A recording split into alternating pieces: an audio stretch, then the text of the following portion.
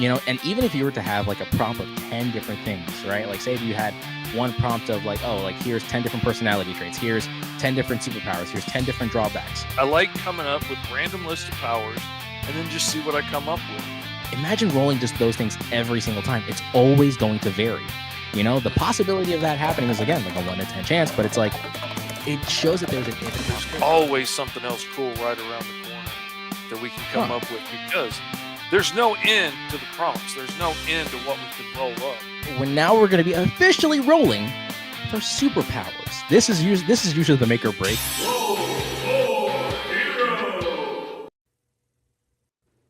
Hello, everybody. Welcome back to Roll for Heroes. So glad to have you guys here in the comments.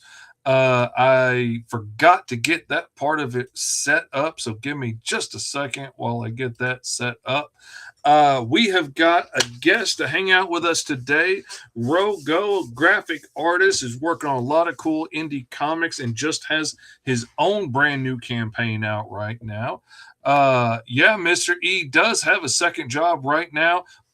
He may be coming back in a couple of weeks. We just talked about it, so we're going to see where that goes. I don't tend to count my chickens before they're hatched, but for today, we got my buddy Rogo. Rogo, how's it going, man? Nice going, man. Thanks a lot for having me. I appreciate it. Thank you. Oh, 100%. You, speaking of, have a campaign live right now, don't you, for your own book? I do. This is my first solo campaign. I am nervous as all heck, but I'm happy to say it funded. I'm super excited. I just wanted to hit my goal. Everything else is just, the icing on the cake. So, I'm excited. Mm-hmm. Oh, I know the feeling. I remember the feeling of like my first campaign and when it hit goal and I knew this was actually going to be a thing and it was going to be made. It was really awesome. Tell us what your book's about, man. So basically, I'm a big horror fan. First off, I love ghost stories. I love horror movies from the 80s, early 90s, just the cheesiness of them. It's just something that lives with me like 360, all the time. I love it. And so, I'm also a huge fan of like Sleepy Hollow, probably one of my favorite stories of all time. The whole idea of the Headless Horseman. And a couple of years ago, I was like, you know what? We're going out to New York City. I want to go check out Sleepy Hollow. It's just a train right away. So I went down there to check it out. I walked the cemetery. I walked the roads. And I was just inspired. I'm just looking at the history of it. And the cemetery is absolutely gorgeous. But I walked the bridge and everything that the horsemen crossed and all that stuff. And while I was there, I was just started thinking about this idea. I was like, man, I would love to do something with the Headless Horseman, that's where the story formed, basically. That's the general idea, the building bricks. And the more I thought about it, a couple of years, me and Joe, my buddy Joe, we worked on a book called How to Hunt a Hero. We put that out. That was pretty cool. We launched that on Kickstarter. It did well. And it basically gave me the confidence to try and do this book now. I was like, you know what? I feel a little more confident that I could do something. And I really have this great idea, this story I want to tell. And why not? And so, so this story is just basically about a character called Hallow Queen. She is a force of nature. She's a perennial spirit, a guardian of mankind that will basically rise whenever they're threatened by some supernatural evil force or entity or something like that. And so in this case, it's going to be the Headless Horseman, not the one from Sleepy Hollow. So, copyright infringement, all that stuff, gotta be careful. But apparently, in the research for this story, I did find that the Headless Horseman is actually a fairy race, if you will, of these characters called Dullahans. And they're across all cultures and time. There's a Headless Horseman from, you name it, there's one from any culture. Wow. Yeah. So, I learned about all this lore, and obviously there's contributions, but it's funny because every culture has this story of this headless rider. And, they've been aptly named the Dullahan. And so I was like, you know what, that'd be really cool. What if all the Dullahan came together, right? And they, because their main purpose, if you ever read any Sleepy Hollow story or if you ever read a Headless Horseman story, the lore of it is, the legend of it is, anyone that possesses their skull or has something that is conjured up that belongs to them, they have to serve. They are servants to these people, basically. And so that got me thinking, and I'm like, well, how did that happen? Like, when did that happen? And so that's where the Hallow Queen comes in. So basically, the very first Hallow Queen is the one that basically cursed them. They tried to raise hell on earth, and she stopped them. And you'll learn about that as the issues go on. But yeah, so I was like, okay, well, what about if we did this in modern day? How would the Hallow Queen have to adapt to this time? And how is she going to go about stopping them? So yeah, that's pretty much the story in a nutshell. But it let me draw the Headless Horseman. It let me draw this original character. I have a little sticker of her. But yeah, it just let me draw this character, and it just developed more and more as I went. I just got really excited about it, really passionate. I was just living and breathing it. And so yeah, I just decided, hey, I'm gonna put something out there. And I worked with some really great collaborators, with some really great artists who did some fantastic covers for it. Beautiful work. Beautiful covers. Yeah, Jesse actually introduced me. My friend Jesse Sosa. We worked on Teen Strike together. We actually wrote that when we were kids in high school, and he put that out. And man, did a fantastic job. I think he's like on chapter 8 right now, just killing it, man. He's just a machine. He just goes. But yeah, we did that, and then I was just like, yeah, I want to do this story, and he introduced me to some of those artists that he'd worked with. And so, yeah, it was just great. And then also doing conventions, I met Gilbert Perez, who worked with Lori on Path with Hellrider. Fantastic guy, really, really nice guy. I actually reached out. I saw someone online that reminded me a lot of Benez from like Marvel and DC and all that. Mostly Marvel, that I remember him from an image. And I was like, man, her style is so good. Like it's Benez, basically. I was just like, holy crap. So I was just like, let me reach out and see if this artist does commissions. And I got lucky, and she did, and she absolutely nailed it. She did my very first cover. Beautiful job. And and it was just meeting people, like Lori. I just met her like in person just recently. I think at Staple, and here in Austin. And yeah, it's really neat meeting, so many indie creators that do all these amazing books that I've been collecting like crazy. I've been backing campaigns. So I'm just like, oh, I need that cover. Oh, I need this. I love that story, and yeah, and it just really got me back into the world of comic books because I grew up on them. I was influenced definitely by them. And yeah, I'm just having a blast with it, and just love seeing what people are doing with it as far as like the covers and stuff. Just having a great time and learning a whole lot. Like I said, it's my first solo one, so learning a lot as I go. For instance, getting on this show, I was just like, Lori was like, hey, are you on any shows? And I'm like, oh, shows. I'm like, oh my God, that's right. I need to get on some shows. What shows? Yeah. Stinking shows. Yeah. I forget about getting on podcasts to the last minute every freaking time. Yeah. I only rarely do I think ahead in great spurts, and I might apply for some, especially if I know somebody books way in advance like Lori does for the Morning Brew. And so yeah, it can take a while. Oh, by the way, what's up, Dragon Gaming? Good to see you in the comments. Deadpool, good to have you back, man. It's been a minute.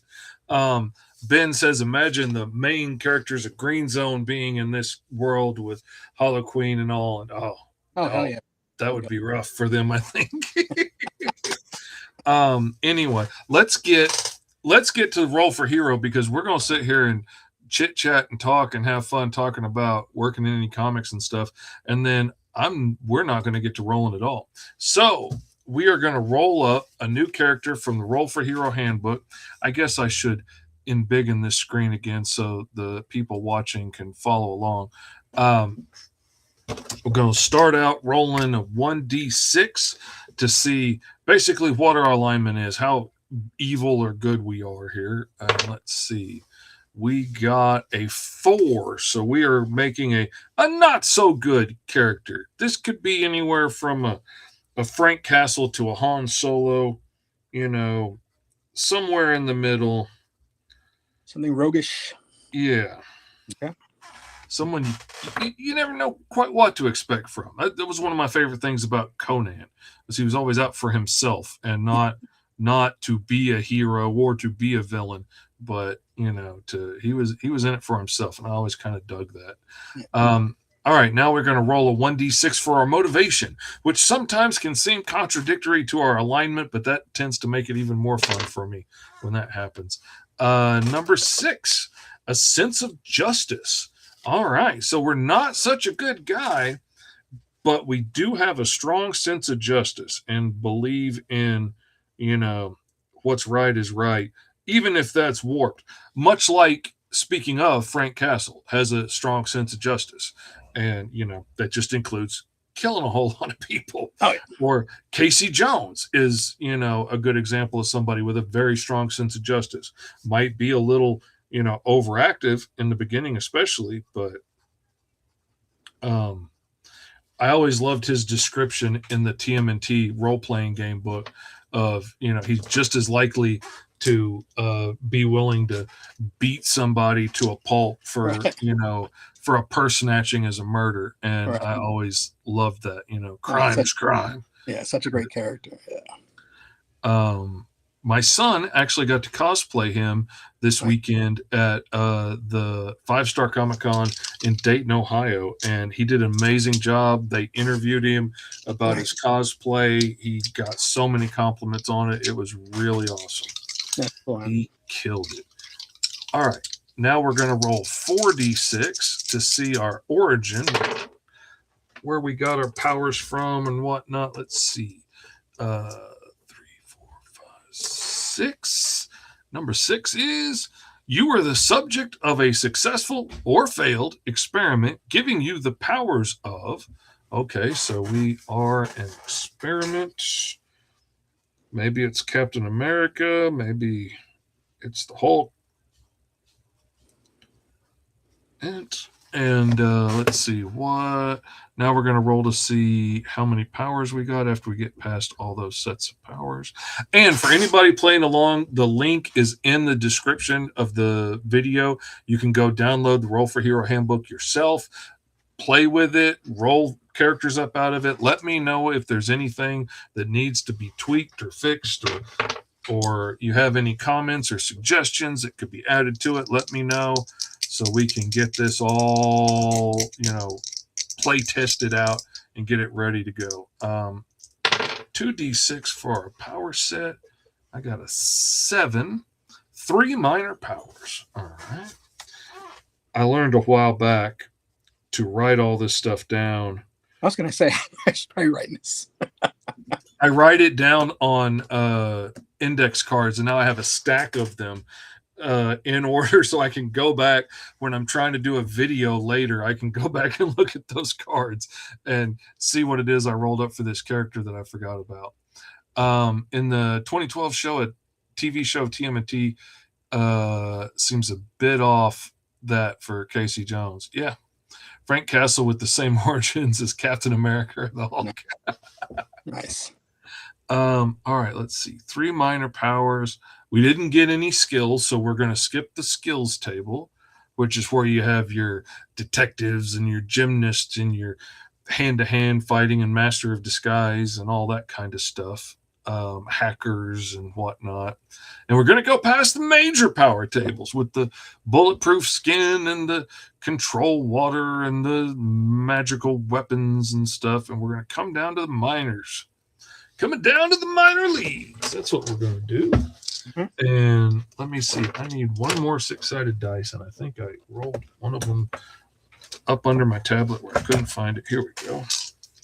All right.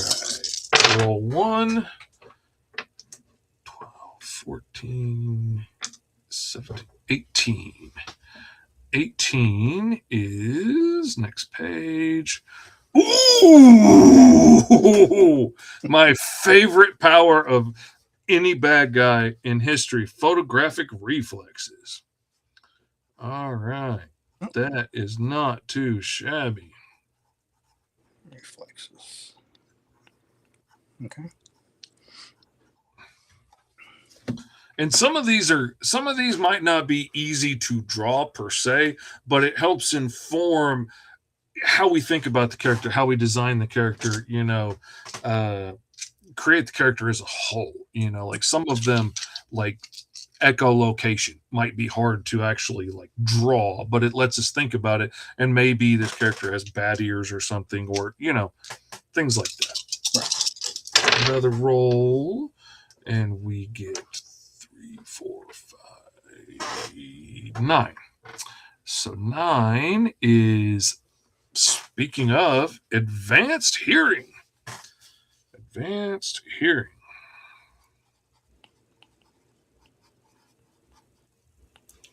You can tell if people are lying. You can hear conversations through walls and floors clearly, sense assassins lurking in the dark by their breath, and hear the tumblers move inside of a lock. And now let's see. We got one more to go. 6, 10, 12 is a technopath. Okay. All right. One of my other favorite powers. Technopath.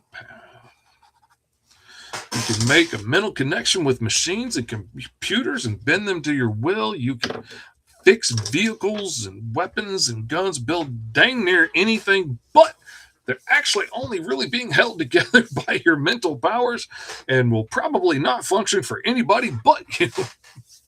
Nice. Talk about never having secrets being kept secret. I'm telling you, man, you can't go whispering around somebody with that advanced hearing. They're going to hear it, or lie to them for that matter, because they're going to hear the quiver in your voice. They're going to hear your heartbeat speed up. Yep. Hear by the way he walks, he has a bad knee. Absolutely. Dragon Gaming gets it. He smells when I'm stepping in. All right, let's see. Minor table continued. Okay, now, my favorite part of the day, the modifier table. This is where we throw the proverbial monkey wrench into the works and see what happens. This is where we get our weird limitations and such. And so let's see what we get. Now, if it contradicts with something that we've already rolled, we can skip it, or we can tweak it, or we can change it, or make it whatever we want to be. But none of these rules are hard and fast. All of these things are just jumping off points. They're not like Lego bricks that only go together in one direction. They are colors of paint that we can mix together to paint whatever we want out of it. So let's see. We get 5, 6, 7. Continue next page. Time limit. Once you activate your superpowers, you are on a strict time limit before they disappear again. You can choose if it's days, hours, or minutes, or as long as they can hold their breath, etc. All right, so we are on a time limit once we activate our powers. Ooh,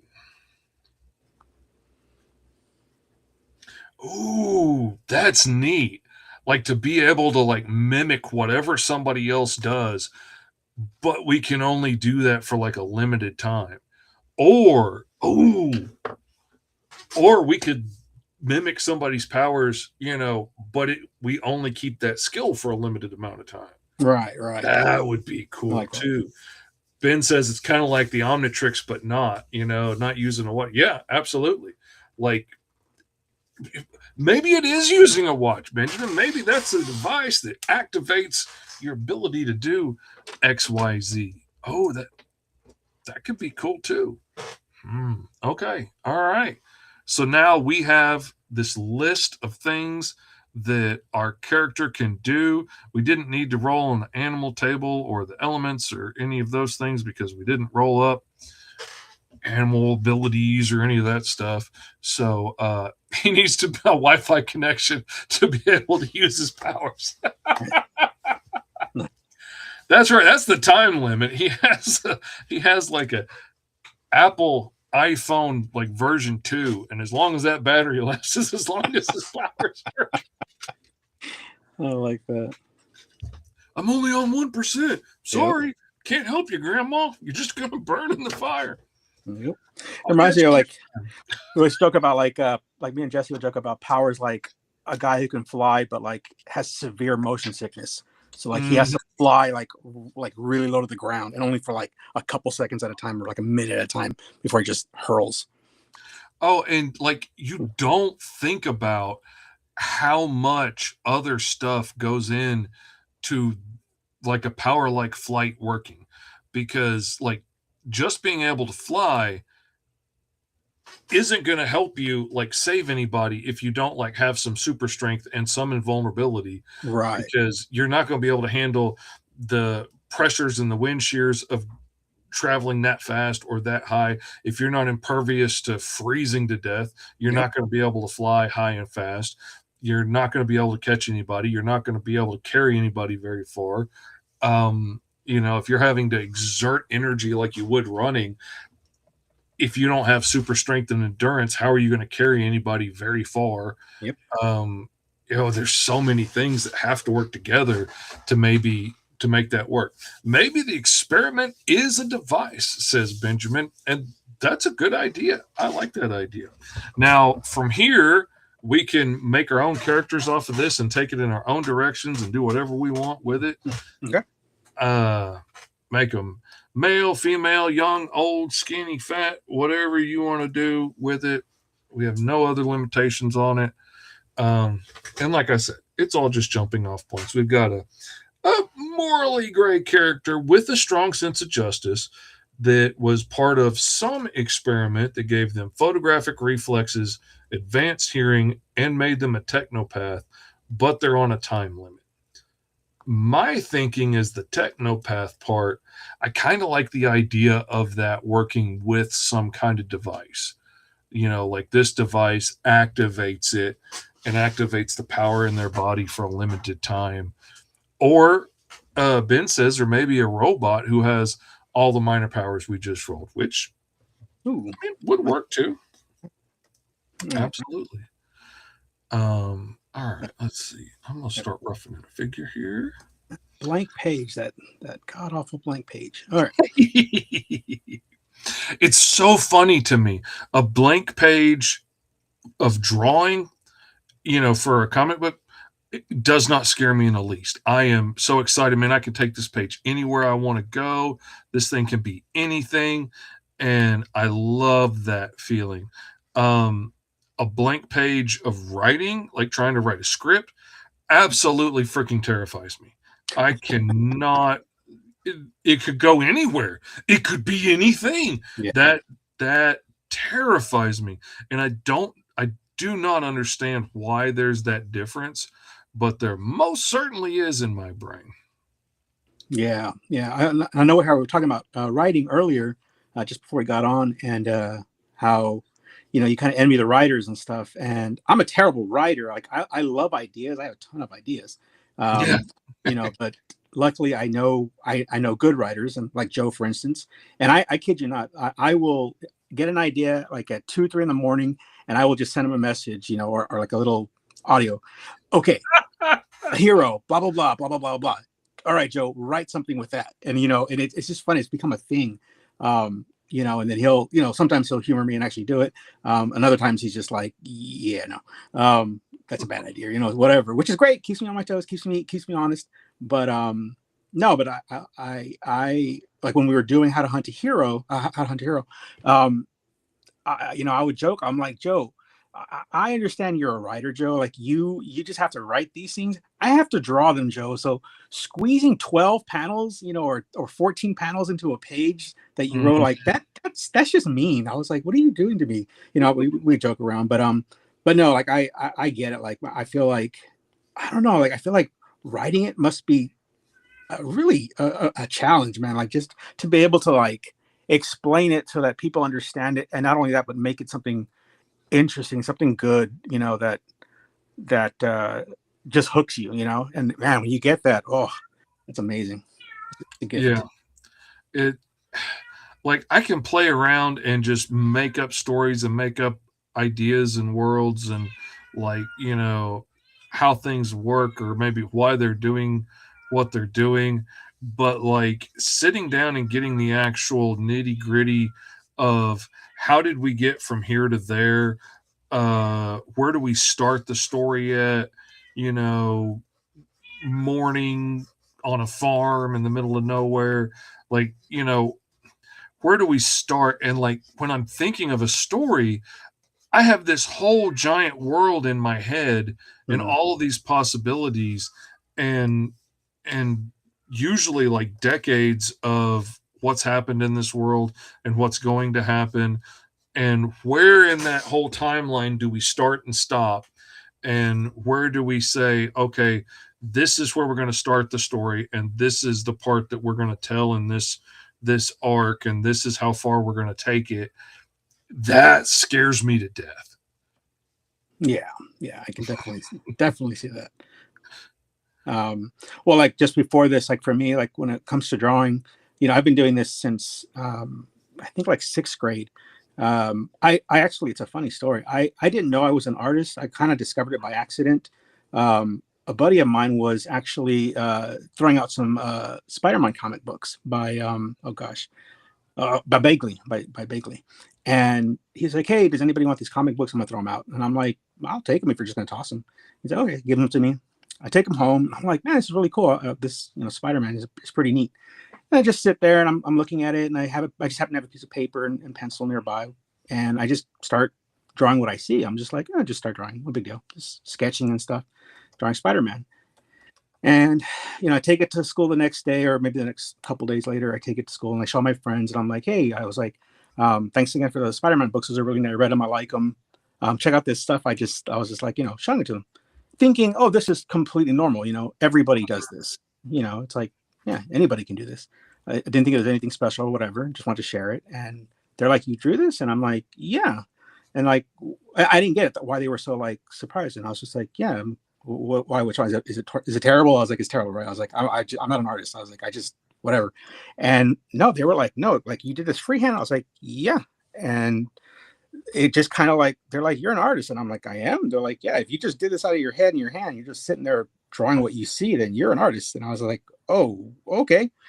The cool thing about that story that I just recently got to share and experience is I have those original drawings that I showed them, and I actually got to meet Bagley at a convention, and I got to geek out and show him the artwork and tell him the whole little story, like just like geek out with him. Well, that's And no, awesome.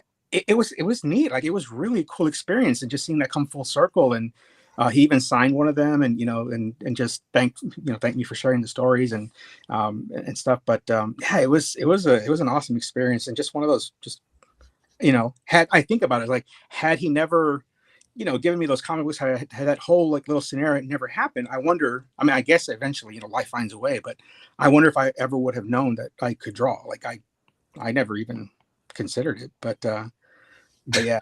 That's so crazy. Because like I always say it's kind of silly that I became an artist, but like they told me what a great artist I was in kindergarten because I could draw the best dragster out of like two different size circles and a triangle like that. And really, I was the best because I thought to put little squiggles at the back to make smoke coming off of it. And then I thought to put another circle and a little shape to make a driver. And that made me the best artist. Wow. So, okay, I'm the best artist. Yeah, yeah. And I went with it. I'm a great artist. So I kept drawing. And because of that, eventually after, 30 years of practice, I actually got decent. But um it just started that, but like it took a lot of work and stuff to get there. And every time somebody's like, "Oh, I just wish I had that natural, magical ability," I'm like, "Whoa, whoa, whoa, whoa, whoa, whoa, whoa, whoa, Yeah, whoa. yeah. I ain't got no natural magical ability. That's It's hard work. years of hard Yeah, work that yeah. got me here." And you know, but I will admit, like the one thing that I will say is close to having a gift, a magical gift that makes me good, is that I can envision things in my brain and I can turn them around in 3 dimensions and look at them from all sides and stuff. And a lot of people can't do that. Yeah. Some people, but I know one of the best photorealistic artists I've ever met in my life cannot see things in his head. He can copy things like a freaking camera when Mhm. he's looking at them. Yeah. But if he doesn't have something to look at, he can't draw an apple. He can't, he's drawn 100 eagles over the years. Yeah. Done lots of patriotic portraits and stuff with eagles in them. Couldn't draw one from memory to save his life. And I'm just like, I can't comprehend how you don't learn how to draw an eagle after a while, but he can't do it. But you show him one, blew my mind. Yeah. Yeah. But it turns out there's lots of people that are like that, and I didn't realize it. Yeah, and it's kind of neat because I guess that's kind of what I did a little bit. That's how I learned. Like I didn't eventually I went to college and did like fine art, whatever, but I never like actually studied anything. Matter of fact, the only thing I really looked at was there's this, I love it. I need to get this collection, but there was an artist that did basically a series of like how to draw books called Lee J. Ames. And I don't know if you've ever picked up any of his books, but I mean, he broke it down so simplistic. I'm just simplistic. It was just easy. He would like draw a circle. Okay, now connect the circles. Oh, is that the like how to draw books in school in the library? Yeah. Yes. And yeah. And then I mean, he would just do that. And he's like, okay, then just do this shape. All right, now you got that shape. Do this triangle. Now do this. And that's how I learned. And that's how I draw to this day. Like I start with my shapes and I just start going. So if there's my dog or whatever. But yeah, it's crazy. Like I never really studied it until school. And even then, once I got to college, because I went to a fine art college and not like a, graphic art, school or like, what is it? What is that one?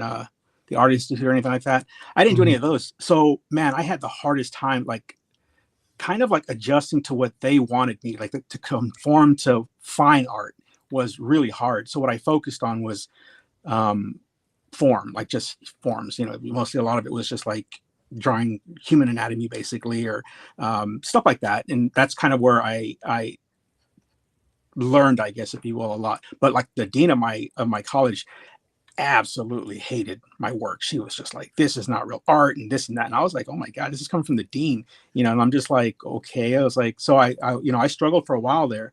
And then ultimately in the end though, I was really surprised because when we graduate, we have to put on like a show. We have to curate a show and everything. Like there's this whole production and you have to do the lighting and all this stuff. And, you send out like these invites, like, mail them out, back in the, was it early 2000s? And, and depending on how the overall show would go would, basically determine if you graduated. And so I was, I did that whole thing and I ended up, I was surprised. She ended up buying some of my work, and she came up to me and just told me that just all this stuff is all reassuring. Basically, she was just really proud of how much I'd grown and how much she just loved the artwork. And she ended up buying like 3 or 4 pieces and like way more than what I was expecting, because you could sell them, but you weren't required to or anything like that. And I wasn't actually selling them, but she wanted them. And she's like, yeah, she's like, I want these 3 pieces. She's like, how much? And I was like, I don't know. $20 each. I was like, I don't know. And so she's like, no, she's like, don't you dare. And she ended up paying like way more. It was like one of the first times I had anybody like buy my work like that. And I was just like, oh, that's awesome. But yeah, the point was this, sorry. The point is like, I never really, studied like that. Me and Jesse actually growing up, we would just kind of learn from each other. We would just kind of like, that was the best, just sitting there and just talking and doing, all these pieces. That's kind of where Team Strike came from. We just sat there and we would like, because we used to get picked on in high school and stuff, or junior high, whatever. And because we were like nerds, quote unquote nerds, we like comic books and video games and stuff like that. And it wasn't as popular or, what it is today.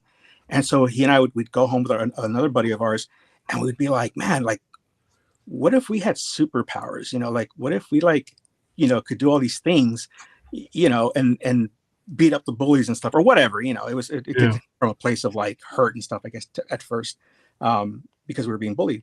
And all these years later, we did this comic book that Jesse's working on now. And it's just really cool to see how that negative, we turned it to a positive, and we, told this story of just a bunch of kids from, small town, and with superpowers. You turn it into something positive, and it's really neat to tell that story to other people, like out at cons and stuff like that, because they, the idea was to hopefully, find yourself in those books, like something about those characters, whether it's their powers or the type of personality they had. And there's so many characters within the story based on our friends, Oh yeah.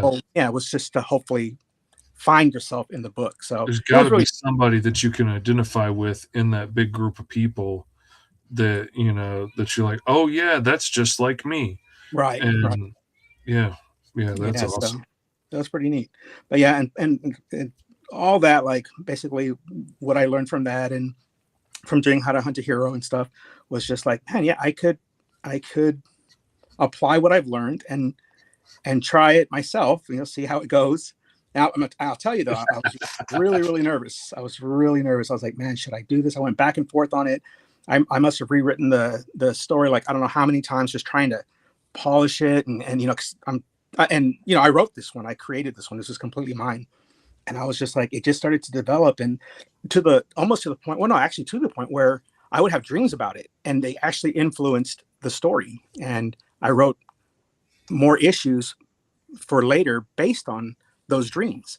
And so I was just like, man, I think that's a sign. I think I need to do this. And so, yeah, I put it out there, and it funded, which like I said, I'm really just overwhelmed by. I'm just like, oh my God, it funded. I'm like, okay. Yeah, It's gonna be a real thing. Yeah. like it's actually happening. And so, yeah, it's really cool to have that and to tell that story. And I'm looking forward to doing more of these now. Like I told myself, okay, if this succeeds, if it funds, if it hits my goal, I'll work on the next one, and I'll work on the next one, because I have it all written out. Like it's all done. All I have to do is draw it, And of course, I might have like Joe kind of polish some things up and be like, hey, I need you to make this sound cool and not like a 3-year-old wrote it. But yeah, no, I'm having fun with it.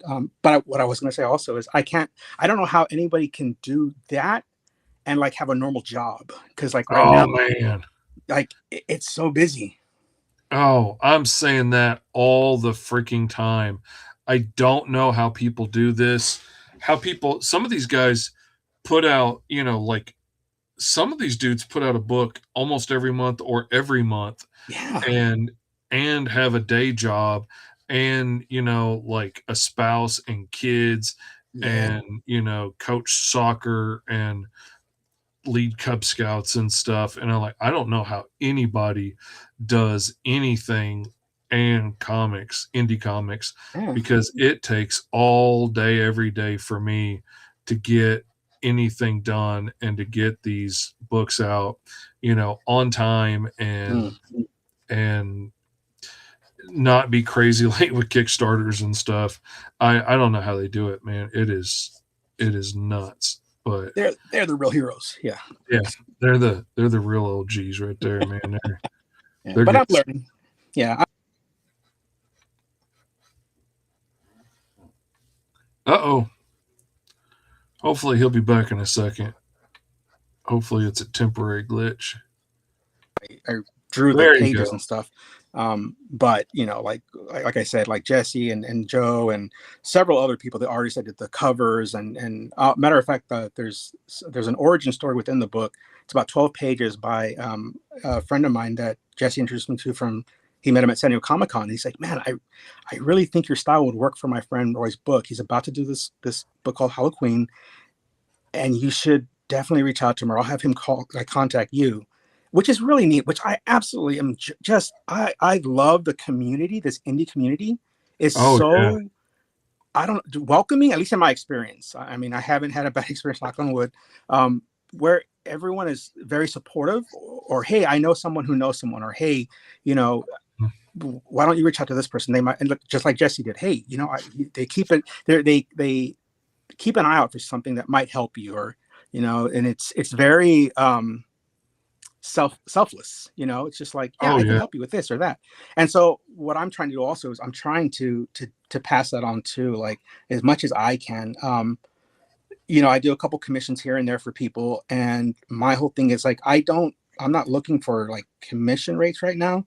I'm just looking for, hey, you scratch my back, I'll scratch yours. Help me out. Like just post or share what I posted right now. Like just do that for me, and Oh and I'll yeah, do what I like can for you. Like if you need a character drawn, or if you need a page or something done, whatever I can do to help you out, let me know, because that's how I can contribute and I can help you, at least hopefully. But if it's money, I mean, we can obviously do money too. But like I'm friends but with yeah, no, Lori, it's who I sent just you love my this direction. community of just people helping, other creatives helping other creatives.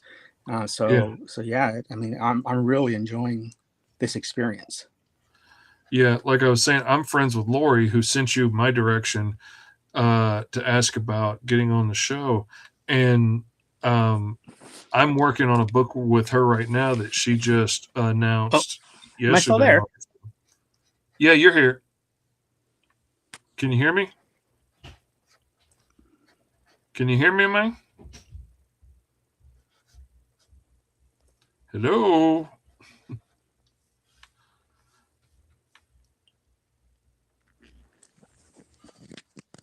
You're still on. Can you hear me or no?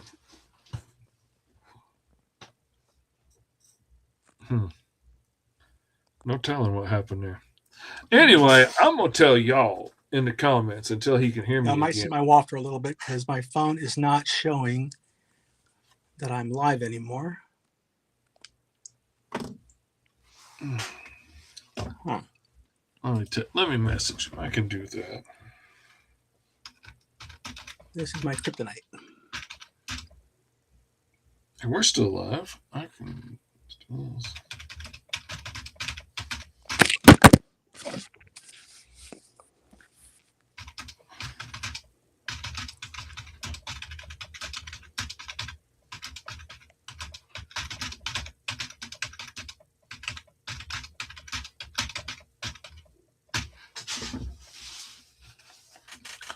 Okay. Anyway, so I'm telling y'all, my friend Lori just announced that I'm working on a book with her coming up soon, The Lone Stars.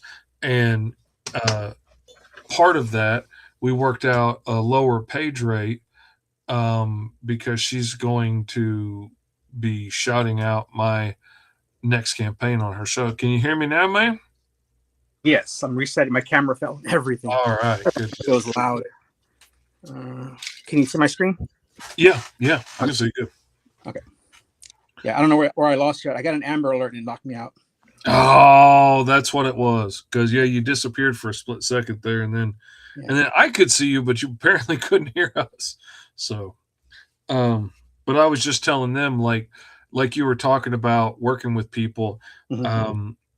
Lori just announced that I'm working on a book with her, and we worked out a deal where I'm doing it for a little bit lower page rate than I normally do, but she's gonna shout out my next campaign on her show and stuff, and nice straight up. And I'm getting to work with one of my best friends, so awesome. I'm gonna jump at that opportunity. Yeah, what's cool about her is that I had heard about her like before. It's like you hear about these people like legends almost, not to oversell it, but no, she was one of the people that I heard about from the very beginning. And I'm like, who is this person? Like everybody knows her, and I'm like, who is she? And it's all been great stuff, but I was just like, okay, and then it just so happened I believe it was at Staples here in Austin. And you did some artwork for us for that. That was great. Yeah. That was awesome. But yeah, I got to meet her, and I mean, I'll be honest, I was a little nervous because I was just like, oh yeah, this is the person. But no, she's fantastic. I've been talking to her off and on about the campaign, and she's been really, really helpful. She suggested, like I said, the one that I go, try and get on some shows, and I was like, oh my god, the shows. So yeah, super, super helpful. And that's what I love though, is that people are helping. It's a very positive atmosphere so far. Knock on wood again. There are some kooks out there. I'll tell you that. But by and large, almost everybody that I've met in the indie comics world is a pretty cool cat, and most of them are very supportive and helpful. And every once in a while, I will find somebody that like gets suspicious if you ask them, like, where'd you get your books printed at, or something like that. Right. Like you're gonna steal their secret sauce, or Right. you're gonna take their special deal that they're getting or something. Or I've also gotten the vibe from a couple of people that they feel like, if you're asking too many questions, you must be trying to jump ahead to the end and don't want to put in the work to get where you need to get. Right. And that's not what I want to do. I'm an artist, and I've been blessed to be around a lot of other artists that openly share and have, like, told me how to make my own sculpting tools to sculpt the fancy sculptures that I wanted to do. Right. And, told me how to use the tools and stuff to create the specialized tools that I need. And I never would have thought of that on my own. Right. And that saved me so much time of beating my head against the wall trying to buy store-made tools to do this one weird thing that I needed to do, and taught me how to make like stamps and stuff to stamp textures into my sculptures, and make one really cool set of feathers, put a lot of detail into that, and make a stamp of it so I can stamp it over and over again and not have to sculpt 1,000 feathers on the back of this, wing or whatever. Right. And I've been really lucky to be around artists like that. So heck yeah, man, sit down. I'll tell you where I got them printed at, and I'll tell you the mistakes that I made, and Yeah. I'll tell you the things that I learned, and I'll tell you, what to watch out for. And like, when people ask me about getting stuff offset printed overseas, which, I've done a few books that way, I'm like, I will absolutely give you the name of the guy. I'll give you his number on WhatsApp so you can get directly in contact with my guy, particularly, and not somebody else at his business, because he is really easy to talk to and very fluent in English. And some people at some of these companies, like, I've bid out a lot of different things, like custom bags or acrylic figures or this, that, and the other. And some people will not take no for an answer, will not, take, I was looking for the cheapest price and you're nowhere near it. So, Right. no, I'm not going with you. Okay, when can we start your project? Send your files now. Yep. And I'm like, I'm not using you. Okay, I'll do it for $1 cheaper. Okay, now send your files and pay here. I'm like, no, that's not what's happening. He's a real nice guy, real easy to work with, and that is something that has been a pet peeve of working with some overseas, not distributors, manufacturers. Right. And so that's something that I will 100% let people know. That's a problem I've had. That's something to watch out for. Yeah. And I'm not going to be you'll find out. Yeah. You'll see. Yeah. Nah, man, if I can help you not make the same mistakes I made, why would I not? Yeah. That's just, And that's what I appreciate. Like when people are helpful like that. And see, like, one of the things that we get at a lot of our shows when we're doing the conventions is we'll have somebody come up and say, hey, I really want to get into this. I like what you guys are doing. How do I do it? And you can go online and, YouTube and whatever. But honestly, just talking to people sometimes, and it actually became kind of the core of our any of our what are they called, panels, where we would go to these conventions and we do a panel like, this is how you start, this is what we learned, and this is where you can go, and basically provide all these resources. And Joe's really good at that. He has a background in education, and so he's really good about explaining it in a way that, general audience, anybody could learn. Makes sense, is understandable, digestible. Right, Yeah. right. Which is probably why he's the writer too. And like me, I get really passionate about it. I get really excited and like, oh, well, tell me about your project. Like, what is it? And we'll be like, okay, cool. And and what I love is that it's me, Jesse, and Joe usually there. We'll just sit there and we'll talk to him. Like, yeah, that's a good idea. Why don't you think about this? And because of Jesse's background, he is able to provide more of like a what's the word?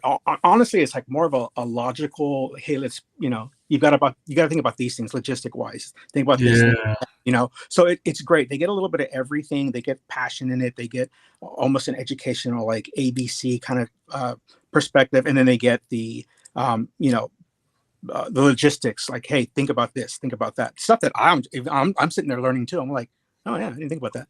And so it's pretty neat to do that. But to have that in the community too it's awesome, man. It's really awesome. Yeah. I was really shocked at Fivestar Comic Con in Dayton this weekend. I was surprised how many people came to me and were excited to meet me. Somebody like Lori had told them, oh, if you're going to be there, go see Mr. Fish and, pick his brain. And like people would bring me copies of their books and just give it to me and want me to check it out. And, so I'm excited to get to read all these books I was given. And they were excited to see me and talk to me, and then sat there and hang on my words like I'm some kind of guru on the mountain, dropping advice. Yeah. And that it made me just a little bit uncomfortable. But the more I thought about it, at first I was like, well, who am I don't work at Marvel, or I've never won an Eisner, or all the million reasons that we're not good enough, we're imposters, blah blah blah. But in reality, like, I pay my mortgage drawing comic books, and that is something that a whole lot of people would like to be able to do. Oh yeah. And, sure. Would like to know how I did it and what I've learned along the way.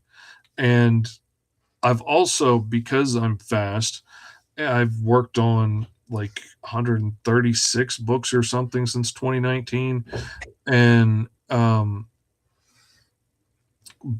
because of that, I've worked on more books since 2019 than most people in indie comics or mainstream comics may ever work on in their career. Yeah. And that's crazy, unless you just really, do good and get to go full time forever. But most people don't get to do that. Yeah. And so that's the dream. Yeah. I was like, I have done stuff that a lot of people haven't done, and I'm doing stuff that a lot of people wish they could do. So, okay, if they want to, ask me questions and listen to what I'm going to say, I'm going to be happy to share that information, which I was happy to share it anyway. It just, it was a little weird realizing that, it's not just my buddies asking me a question, or it's not just, one of my friends, or, one of our friends on here that watches every week asking me a question. And I'm like, oh, yeah, Deadpool. Yeah, okay, well, this is how you would do it. This is people I don't know coming up to me and asking, and it was flattering, and it was a little weird to get used to. And it really made me think about things. And it also reminded me to be very honest and try not to be discouraging, but also like be very honest about how hard it can be sometimes, and that it's not always easy. And it's easy to brag about how I pay my mortgage drawing comics, but it's not always as easy to say. A lot of months, like for 2 years there, I did just my own stuff. And there were some months that I just paid the mortgage, and I just paid the minimum payment on the credit cards. Right. And that was it. We were done. We weren't going out to eat. We weren't going to the movies. Anything extra that we did that month, my wife paid for. And luckily she's got a good job that pays good money. So, we weren't eating crackers for the whole month. But, but it sucks not being able to do like the things that I would have liked to have done, or, be able to take my wife out and pay for dinner myself, or, things. It was tight. Yeah. But I get to do the thing I love most all day, and I get to make a living, with my disability, which, nobody wanted to hire me. And I was talking with one kid who was asking me about, should I pursue art full time, or should I get a safe job and, know my bills are paid and stuff. And I was like, if I'm being 100% honest, if any advertising agency or anything in Arkansas, graphic design firm, would have hired me, I would have taken that job instead, and I wouldn't have done any of these books, because I would have taken the guaranteed paycheck to be able to provide for my kids over chasing my dreams and doing what I always wanted to do. I only am doing this honestly out of necessity, because nobody would hire me. And so I was like, well, if I got to build a freelance career anyway, I might as well give a shot at the thing that I've always wanted to do. And it just so happened to work out. But at the same time, the thing I always wanted to do also happens to be the thing that I'm best at doing. Storytelling and drawing is what I do best. If I was a really, really good accountant and a kind of sort of okay artist, it probably wouldn't have worked out the same way. I would have probably needed to get a job doing the thing I do best, accounting. But the thing I do best is draw and tell stories. And, and it's not for a lack of hard work, but it's just, that's what I'm good at. And, I can want to be a famous singer all day long, but nobody is going to pay to listen to me sing. And maybe if I had put as much work into it as I put into drawing, but I didn't, so I don't have that skill set. If anybody wants to pay me to sing, I'll sing. I'm not good at it, but I'll do it. Oh yeah, I mean, if we're talking about changing careers now, if it'll pay for the next book, I'll do it. I'll sing whatever you want. Oh yeah. And it's funny that you say that, because or it's interesting that you say that, because one of the things that it's kind of like my core, I don't know, belief, if you will. So when I graduated college, I had a plan. I've always set goals. I said, okay, this is my goal, and this is what I'm going to hit. And it was like, do it or don't. Star Wars, mentality. That you do it or you don't. Kind of do it or do not. And it was like I'm very hard on myself when I don't. And it's rare that I don't hit a goal that I set. Very rare. And so, my goal was, when I graduated, even though I went to a fine art college, I still did graphic art. I still did it. That's what I did. And I was going to come to Austin, which is where I'm from. And I was going to get into gaming, doing concept work or, whatever they would hire me for. And I had it in at Iguana Studios, the art studio, whatever it is, the game company from back in the day. Yeah. And I had an interview all set up and everything. And this was 2001. And I come to Austin. My dad's like, why don't you come stay with me while you get your feet wet, get your bearings, apply for that job or whatever. And, go from there. Okay. So I get here, I get ready to go for that interview, and the bottom falls out completely here in Austin. All the game companies just go under, or a majority of them, to the point where even the guy that was gonna hire me was fired. And I was just like, oh my God, this was my plan. What am I going to do now, kind of thing. And eventually, it took a couple of days to kind of soak that in. And I'm like, man, what am I going to do? And my dad sits me down, I'm staying with him. And he basically gives me this speech. It's something that I've always carried with me. He's like, son, you got to put the horse before the cart. I'm probably going to mess this up now that I'm telling it. And I've probably told this story so many times, people are just roll their eyes because they hear it all the time. But no, it was a thing of you got to do the real work, get a job, find a job, find stability, pay your bills, and, work hard at it. And then when you are basically set, then that's when you start doing the stuff you want to love. Now, I don't know, I know not everybody believes in that. Not everybody goes by that. But at the time, it's what I needed. And I listened to my dad. He's a very hardworking man. He's still working. He's 73 years old. He's still out in Slovakia or something working as a mechanic, on stuff. And I'm just like, Dad, when are you going to stop? And he's just like, it's what I do. And I'm like, okay. Stop. Yeah. And I was like, Dad, what did you do before you started working? What did you do? What was your hobbies? He's like, work. I was like, okay. I was like, all right. And but no, so it's something that I carried. So now that I'm in a spot to where I can do this stuff, I have a 9 to 5, if you will. It has definitely provided me the opportunities to now do this, Yeah.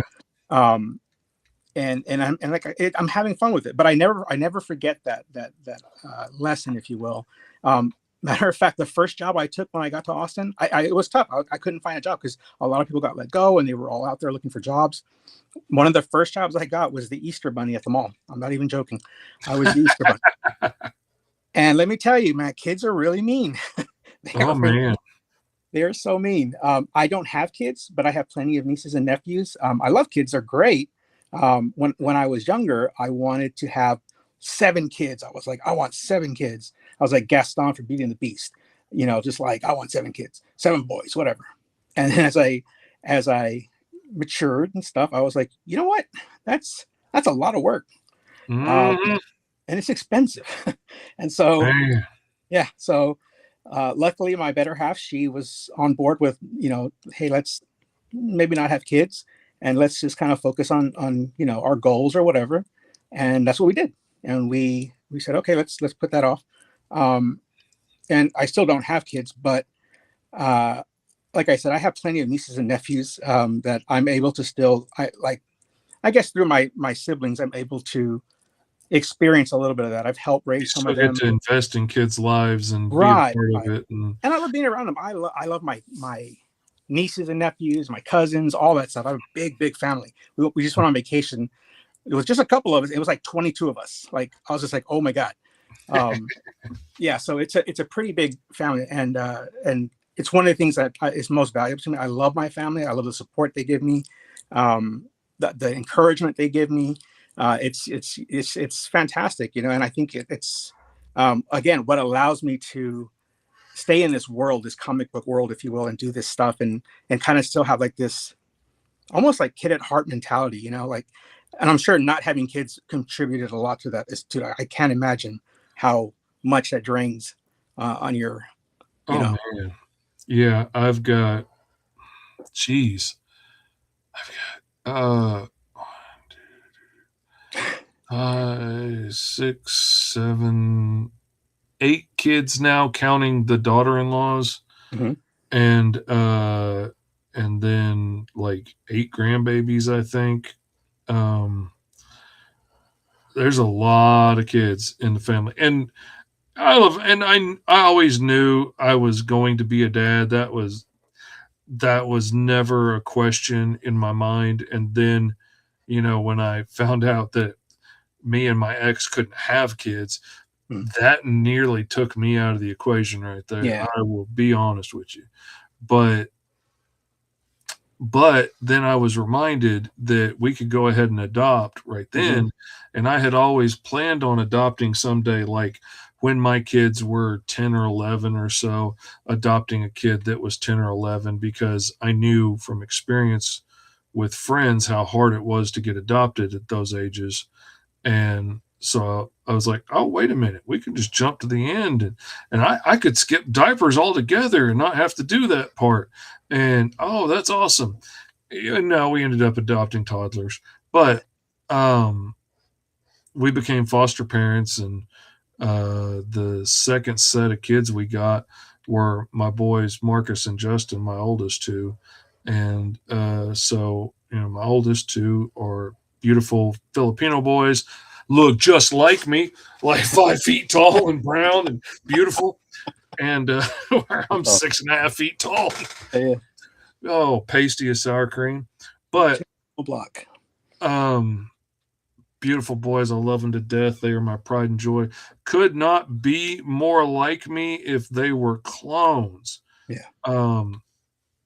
Goodness gracious. Jay has got my sense of humor. He's got my creativity and my work ethic. And Marcus has my love of tools and building things and creating things, and has my temper and my desire to take care of and protect those that I love. Good. And he makes me so proud.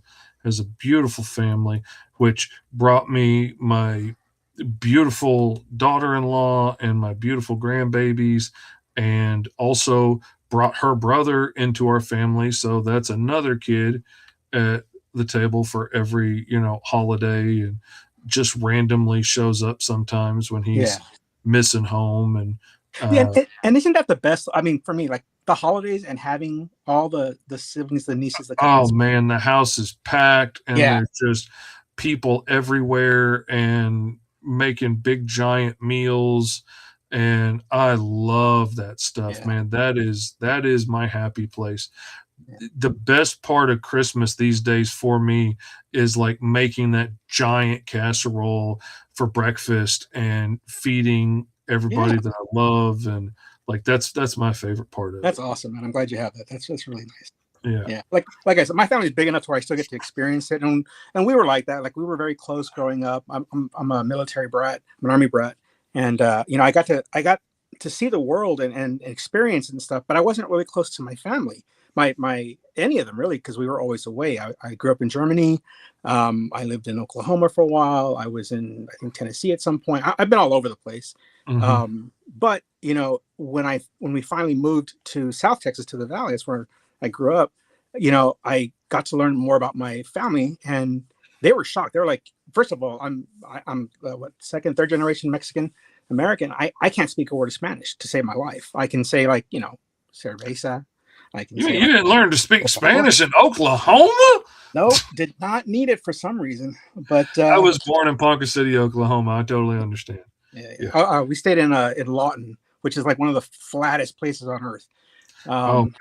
Yeah, and it's so dry, and like it's one of the most boring cities on earth that I've ever been to. No offense if you live in Lawton, but it was just like we would literally go and it was fun. Don't get me wrong. We would find things to do. Like I remember we would go find crawdads. Crawdads, is that what they're called? Crawdads, like in the creek. Like that's what you did in Lawton, Texas. Lawton, Oklahoma. That's all you did.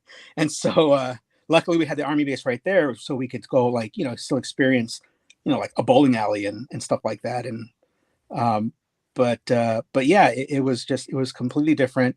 But yeah, learning about my family and stuff. It was kind of funny. I actually had these cousins, my cousins Kimberly and Angie. After I met them, right? I introduced to them or whatever.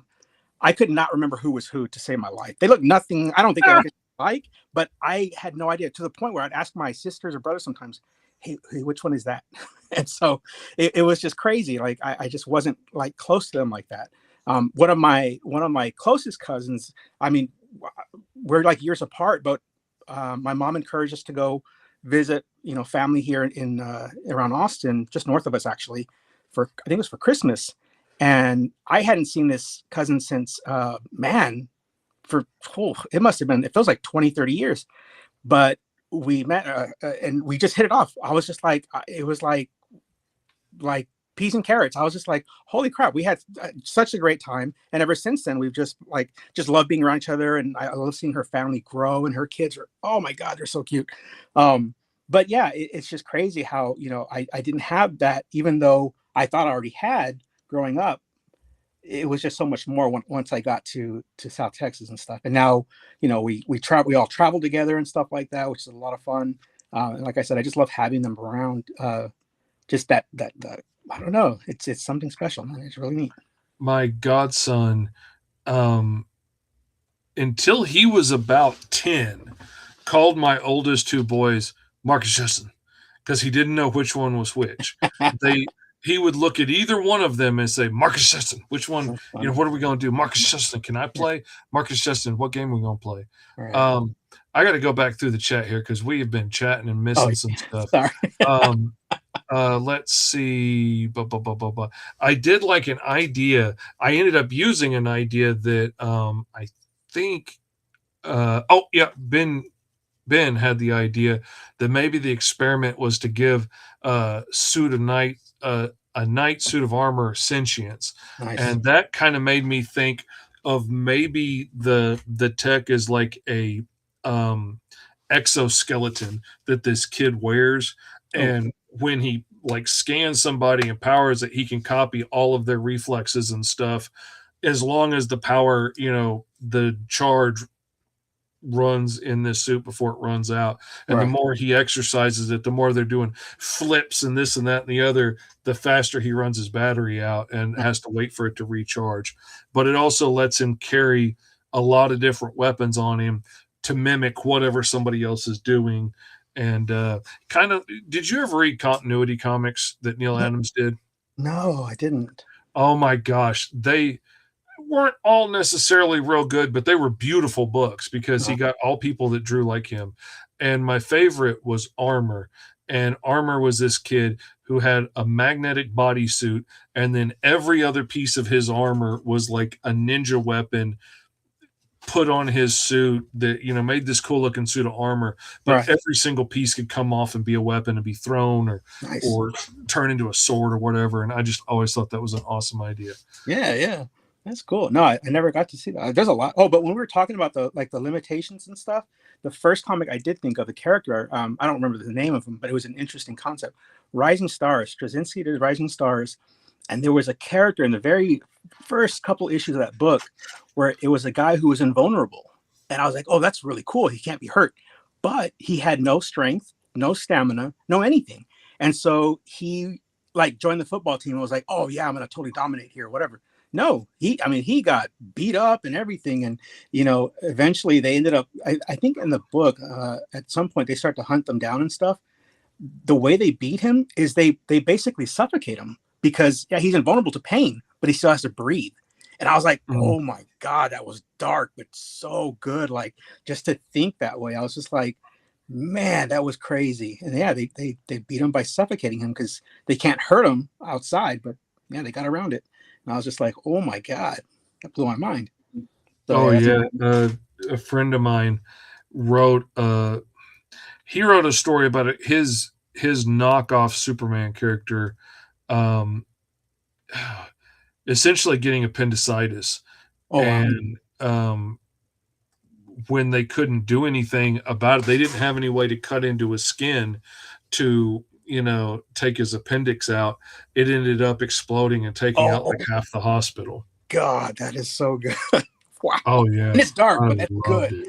See, and that's why I'm not a writer like that. Like I love plot twists and big reveals, and and especially when you don't see it coming. Horror movies, you don't really get that. You kind of figure it out pretty quick, because I don't think it's not really, I mean, don't get me wrong, they're a lot of fun, and there's some really good movies out there. Horror movies, but you're not figuring out a secret of who Freddy Krueger is or something. Right. You get it straightforward and you know who he is, and we're all on the run. Okay, this is where we are. Let's go. Right. But yeah, no, that and that's why I'm just I think it's so for me, I just looking at a writer from the outside and thinking, what are you thinking? How did you get to that point? Especially some of the darker stuff. I'm like that what you just described. I'm just somebody sat there and must have experienced something, because I feel like a lot of that comes from some kind of personal experience or exposure to something that they have in their lives. And that's one of my favorite tips for people when they're asking about ideas of how to write something cool, is take the real life things that you have to deal with, and then what do those look like when you put them in an unrealistic situation? What does it look like when you have to deal with appendicitis, but your body is impenetrable and can't be cut through? What are you going to do? If you don't have a Martian Manhunter or something that can go intangible and go through your body, what are you going to do in this situation? Taking real things that we have to deal with, like breakups and emotional trauma and being able to pay the bills and things like that, applied to a superhero character. And that makes for some really amazing stories. Looks like somebody's cousin's in the audience watching, because she says, "Oh, love you, my favorite cousin." Oh, my favorite cousin. Hopefully my other cousins aren't watching right now, because they're going to be like, hopefully all the sucky ones don't watch right now. Yeah, it's my cousin. She's awesome. She's really cool. But yeah, I think the writing, it really comes from, for me, right? I had to write something. They say write what you know, right? So I mean, I grabbed onto the basic concept of it. I was like, what do I love to talk about the most? And I love to talk. And what do I love talking about the most?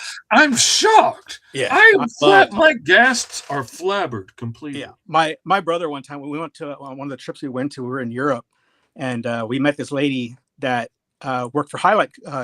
You remember the magazine back in the Yeah. kids? Yeah, and it was Oh, exciting wow. for us. We're like, no way, like that's so cool. And she was American. You know, we're just like, it was just completely random. Just ran into her at a restaurant, and we start talking, and I'm just telling her all these things about Highlights that I loved growing up. And then my brother kind of leans over to my better half, and he's like, he likes to talk, doesn't he? I was just like, I stopped. I was just kind of like, oh, okay. I was like, because I don't notice it, but no, but they say, you know, draw what or do what you know, right? Write what you know, draw what you know, whatever. And that's kind of where the Hallow Queen came from. It was just like, what am I like?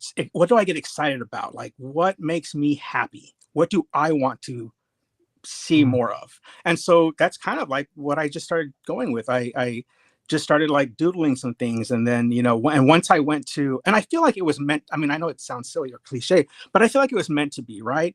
There's these things, these little stepping stones, if you believe in this, you know, that kind of lead you to, you know, on a certain path or whatever.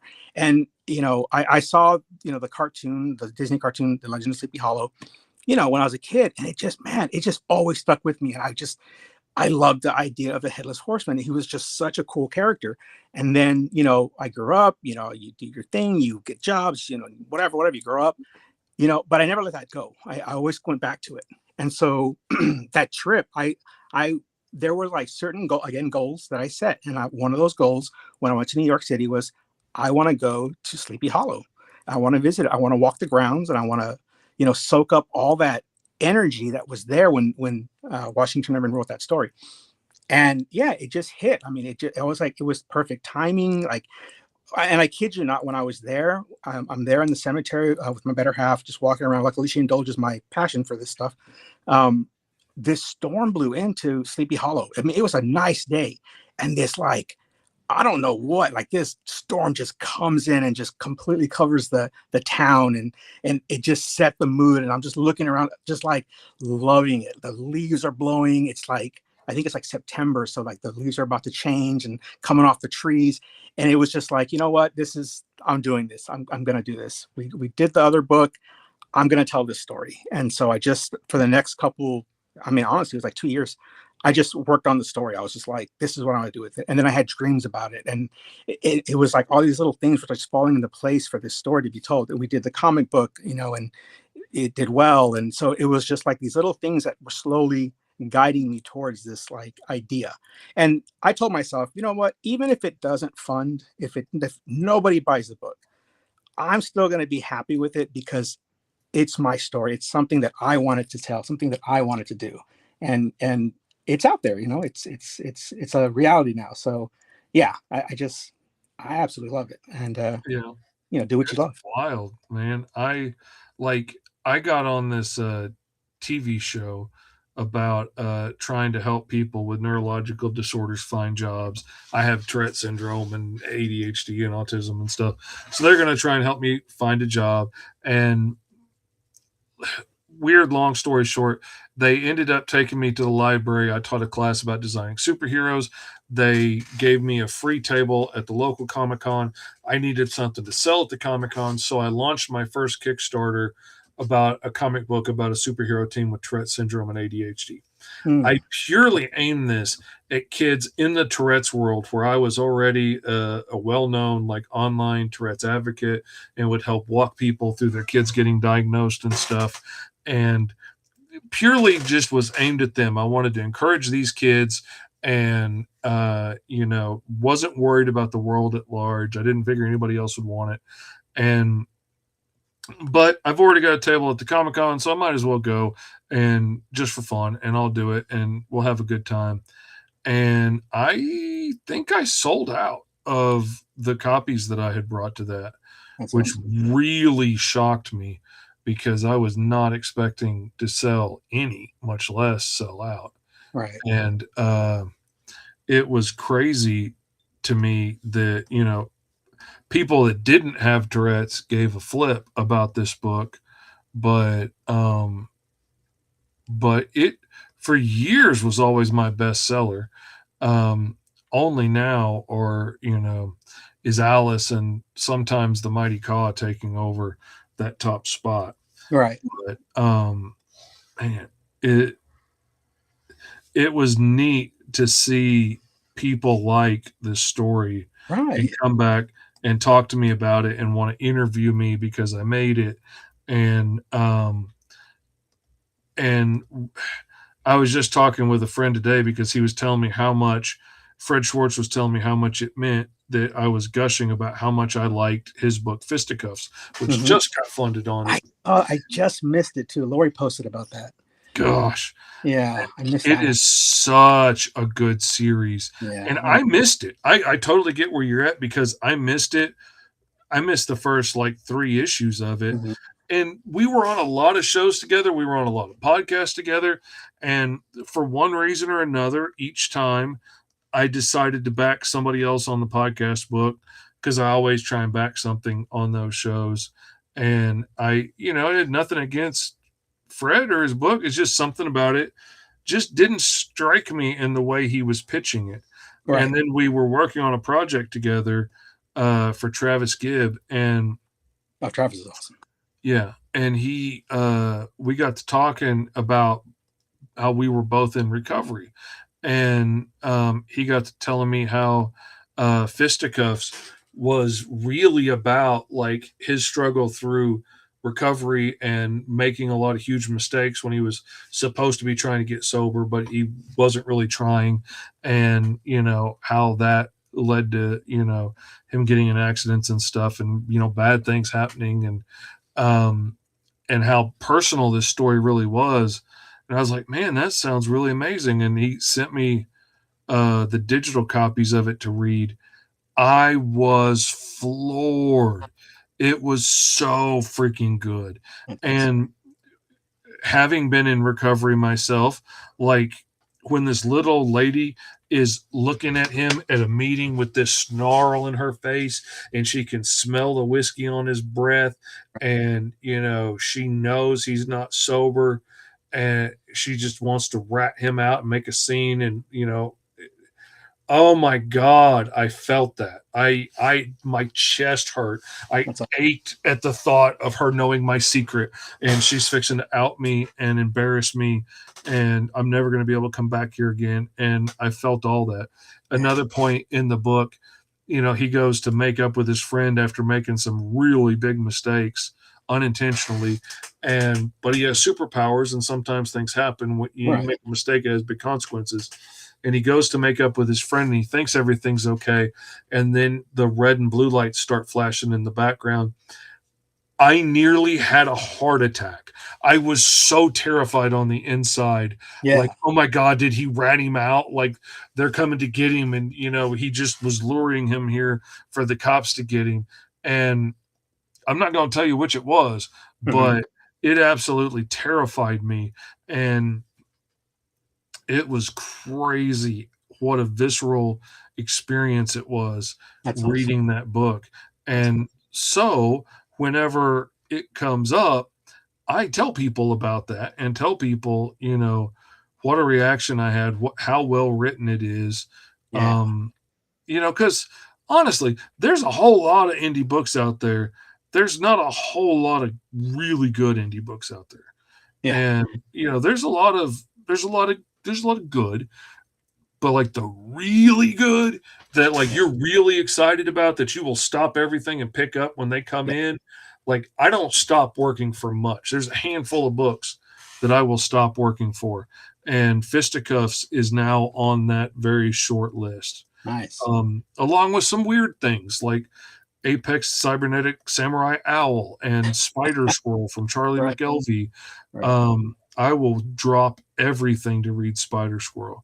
And it's silly and funny. That's great. But I just love it. I adore it. And that's one where I bought the digital book and then immediately had to text him and be like, dude, you didn't tell me this was so awesome. I need a physical copy ASAP. And I think that's really cool, man, that you took the time and you texted him personally and said, I mean, I can't imagine like how that must feel like. I mean, to have somebody like, we're all busy, we're all living our Oh lives. yeah. Something that profound, where not only of like someone that just loves the story, but somebody that's in that industry that's an indie creator themselves Hmm. says, "Hey, man, I really love your stuff, man. That's really good. That is awesome. That is And fantastic." having had that happen to me a couple of times, I know how special that can feel Oh and yeah, how much that can like make your day, especially sometimes when you really need something to make your day. That I now make a point. Like if I really like your stuff, and if I didn't reach out to you, that doesn't mean that I didn't like your stuff. But like if I really passionately enjoyed your stuff, I will find you and I will message you and I will let you know that I liked it. no, And like that's awesome. I do that with children's books I read to the kids, or I do it with, comic books I pick up at the store, that came through Dynamite or something. I Yeah, will reach out to those creators because a lot of times nobody really tells us this stuff. Like right, lots right. of people may like it. Everybody thinks, oh, well, he's too busy. He doesn't want to be bothered. And nobody ever says, like, man, that was really good. Yeah, yeah. Like what I was going to say earlier, and I got completely distracted, was on that first book, uh, somebody invited me on to be interviewed about it and talk about it. And, what's it like doing a superhero with Tourette syndrome and all this stuff. And one of the things that they said in that interview was how interesting and rounded out all the background characters felt. And they all seemed so interesting, like real people that Right. had real stories. And I very nearly cried on that in the middle of that podcast Yeah. because I had put so much work into those background characters. And like I know why they dress the way they dress. I Mhm. know why the one girl is pulling on her backpack and her shirt all the time. I Mhm. know why the other girl is constantly messing with her necklace. Yeah. And it's never going to come up in the story, and you're never going to have it explained. But I know why. I know who's in their families. I know who they miss, who they love, who they care about, who they're Right. afraid of. And that helped make them more well-rounded characters. And the fact that somebody saw that, Yeah. that was freaking awesome. That That's fantastic. Yeah. meant the world. Now you can't see it, but I'm smiling really big. That's awesome. No, that is really cool. No, that's fantastic, man. That's a great. See, and that's a good story right there. Like that's a good story. I can just sit here and listen to that. Like that's what I love. It's entertaining and heartfelt. I am a sucker for like I watch a lot of movie reactions. Like movie, especially like horror stuff. I'll just like, man, all these people that don't know about all these like movies that I grew up with, like just seeing them like freak out when they first find out about like who Jason is and all these things. That's Mhm. kind of what got me into it. But then of course I started watching other stuff, and like watching reactions to like Pixar movies. Oh my god, like I've seen the movie like a million times, but it'll still choke me up where I'm just like, and luckily I'm doing it in private. I'm just here by myself, either my drawing, and I have it on and in the background, and I'll see that scene come up, and I got like I'm just like fighting back a tear, like, oh, okay, I'm not going to get pulled into this again. But no, I love that. I love like just that raw human emotion, the reaction to it. Oh um yeah. the genuine like those I moments like or whatever. watching the kids these days, like listening to music they've never heard before, Yes, yes. whether it's, listening to rap or country or, pop songs or whatever from the 80s or the Right. 90s, and watching them just freak out and get all excited, Yeah. when they hear, that Phil Collins, boom, boom, boom, Yep. boom, boom, Yep. I boom, just saw that one like that too. That was awesome. oh man, that is so fun to watch that. It's so much fun. Yeah, it's kind of It's like you get to experience it again, almost like it's. oh yeah.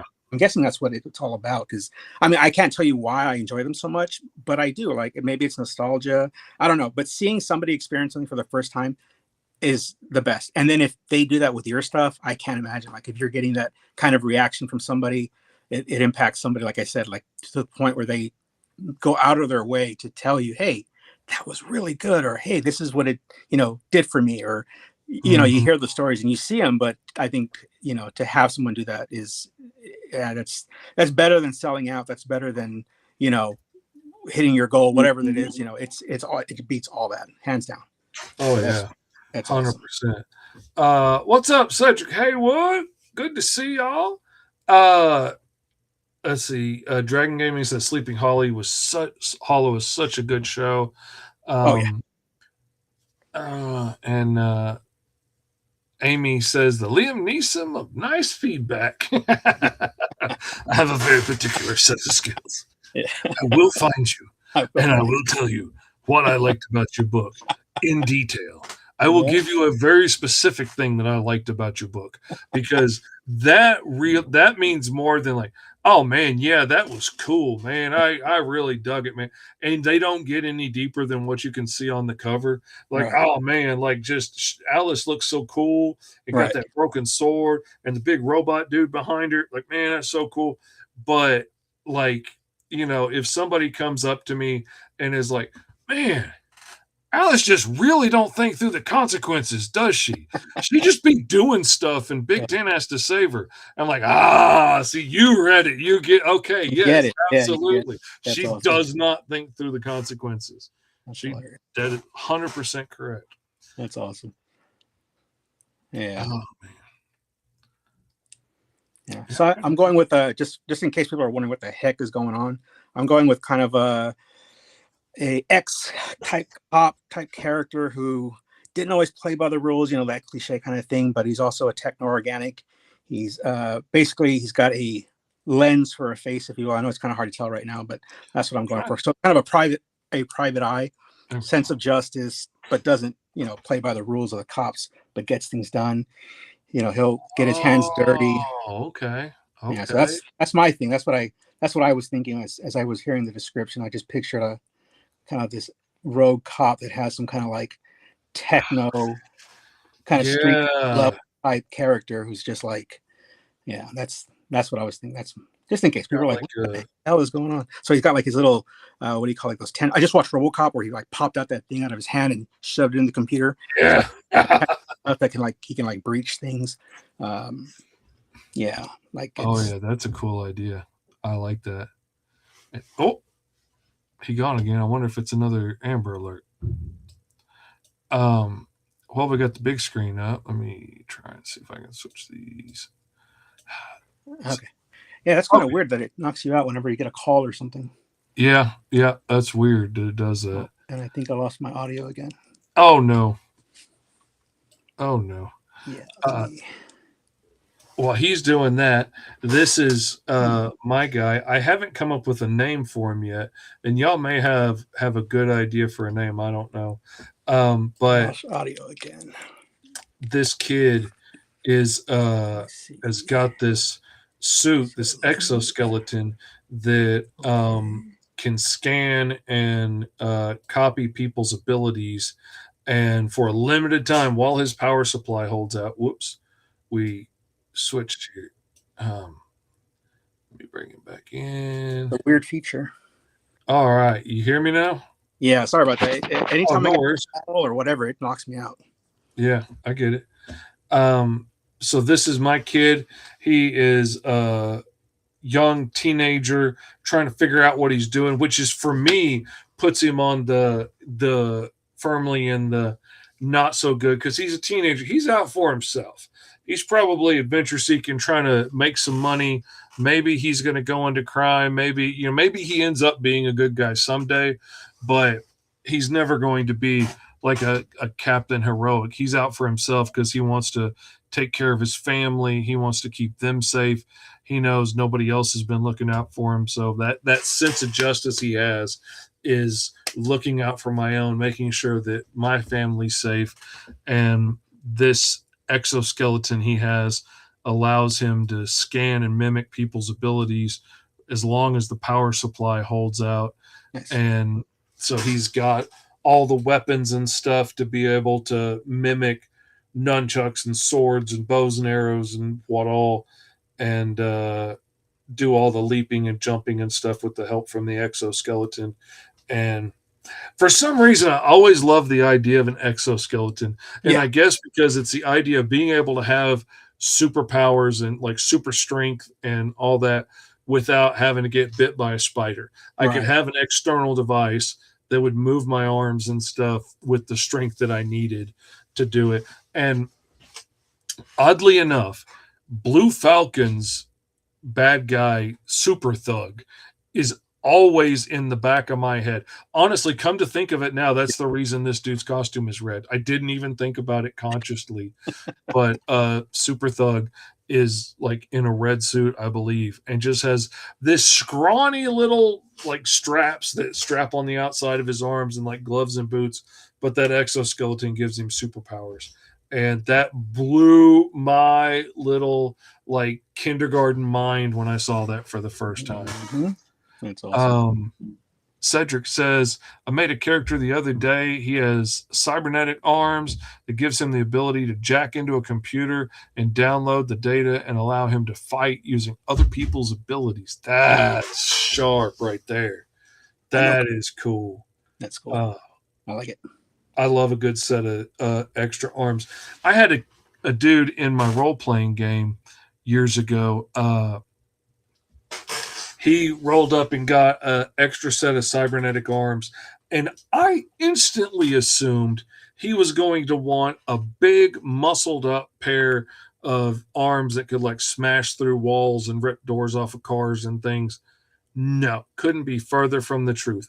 What he wanted was a set of very slender, like multi-jointed arms, almost like a robotic snake, that could wind up and down throughout his sleeves or come out of his jacket. And he didn't want anybody else to know he had them. He was always going to keep his jacket on. And either he could run them down his sleeve to grab things so he could palm it and whatnot, or like, you know, be gambling and switch cards out, or so he could like be talking to somebody and have his hands up here, like have them on the shoulder and be like, oh man, it's good to see you, while his cybernetic arms slipped out and like picked their pockets and Nice. That's stole awesome. from them and things, and or placed things in their pocket that they didn't know they had. Right. And I never imagined somebody that would want something like that and not want to be a tank with it, because I was so used to playing with people that just wanted to bash things and just Right. wanted to smash. And to have somebody that actually wanted to finesse and role play was weird. I didn't know what to do with it. Yeah. Yeah. It's funny when you said role play. Like I've always wanted to learn how to play like D&D, because you know it was just like a thing that my friends did. Some of my friends, and I've only played twice. I can literally tell you I've only played twice. The first time I didn't grab the concept at all. I was like, okay, so I'm gonna shoot in the dark, like a broad spectrum, because I can hear something's there, and you know, blah blah blah. I'm trying to explain what I'm doing, and the DM, I think that's what it's called, right? It's like, no, you can't do that. And I'm like, what? Why? They're like, well, because you might hit someone else in your own party. And I'm like, well, yeah, but I mean, aren't they all like next to each other? Yeah. And I'm like, well, but yeah. So it was so funny, like learning how that works. Like I was just struggling with it.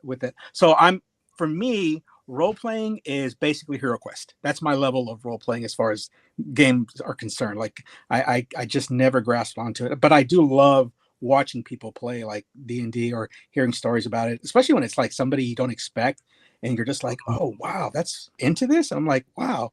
But yeah, I love seeing it. I did have a really cool campaign run by another buddy of mine, and I totally got into it. I was like, wow, like he described this like tech magic locomotive thing or whatever that pulls up to the station, and I'm like this like dual wielding, I don't know what I was, some kind of creature or something, like I don't know what I was, but the fact that I got to design it and everything, and I even drew it out and stuff after the fact, it was really cool. It was really cool. I really should revisit that, but I do struggle. Like I'm like, but what do you mean I can't? Like it's D&D. I can do whatever I want. But no, I have to. Yeah, see, that would have played out differently in my game. You would have done it, and you probably would have hit your own party, and you would have learned, you know, that firing blindly into the dark could potentially kill your own guys. Right, right. But like I I was really surprised how much luck I had in high school teaching role playing to, like, I don't mean any offense, but to some of the dumbest jocks that we had, With all due like respect. dudes that like were not bright. Um and they loved it. And I mean, granted, like, they tend to play tanks and stuff, but that was fun for them, and they understood that. And occasionally would, like, really think through a battle plan. uh the hardest part I ever had was occasionally I would have somebody, that, like, after I've been describing a scene and all this stuff, would want to come in and be like, okay, I'm going to do XYZ. And then so and so is going to be scared about that. And they're going to do this. And then this guy's going to do that. And I'm like, no, no, no, no, no. You get to tell me what your guy does. I get to tell you what everybody else does. Right. You don't have control over all of them. You have control over your dude. But that was the only part. And very rarely, I've always played a homebrew game that, I made up, that usually has much simpler rules and much simpler numbers to have to keep up with. And because I wanted to make it easy for my friends that didn't play role playing games to enjoy it and get started. So mine was very pared down on the rules, and most of the time could just be played with a d20, and you didn't need anything else. And in most of the game, like, where if you were in D&D, there are a lot of charts and a lot of books that you can go back to, and if you have a disagreement about something, there is a rule in a book somewhere you can go to that will give you the answer. In my game, you pretty much just got to take my word for it.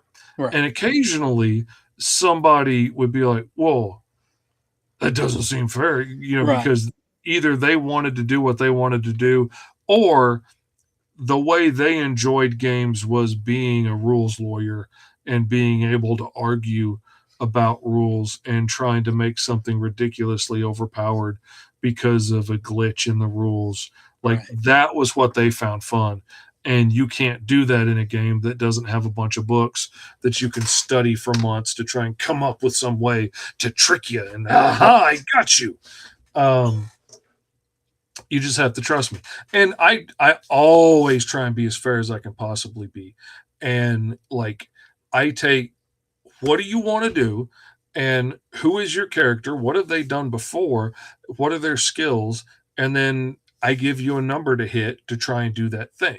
Now, if you are playing Spider-Man and you want to run up to this wall, run up 12 steps up this wall, do a backflip, and then land in a superhero pose behind the guy that's chasing you, that's not a hard thing for Spider-Man to do. So, okay, if you roll a 8 or better on this 20-sided dice, you nail it, no problem. Okay, you roll fine, you do great. It comes out perfect. Now, if you're Mr. Fish and you can barely walk, a block without dying, and you need a cane to get around, and you have a severe neurological disorder, you're going to have to give me probably a 19 or 20 on that dice to pull that off. Yeah. It might even be like a 25 for me to pull that off. It might be out of my normal skill range unless I have a lot of bonuses or something that could let me hit that. And now, like one of my kids played essentially like a cross between Bullseye and Hawkeye. Mm-hmm. He was a weapons master with just about anything, and every time, like, they went up a level, his skills increased and he got more proficient, which ended up in our game gave him a much higher to hit, like bonus to hit. He started out with like a +5 to hit, which allowed him to hit up to a 25 armor class on a 20-sided dice that most people couldn't even try to hit. but he could try. If he got a natural 20, then he could hit a 25 armor class, which was dang near impervious. That's like hitting Iron Man in the joint of his eye in the armor or something. Right. But you got to be a dead eye shot to pull that off. Now, eventually, after a few levels and lots of bonuses and stuff, he got like a plus 14 to hit. So all of a sudden, like hitting somebody with a 24 armor class that Mr. Fish could never hit in a million years, no matter how hard I try, he could hit pretty freaking easily.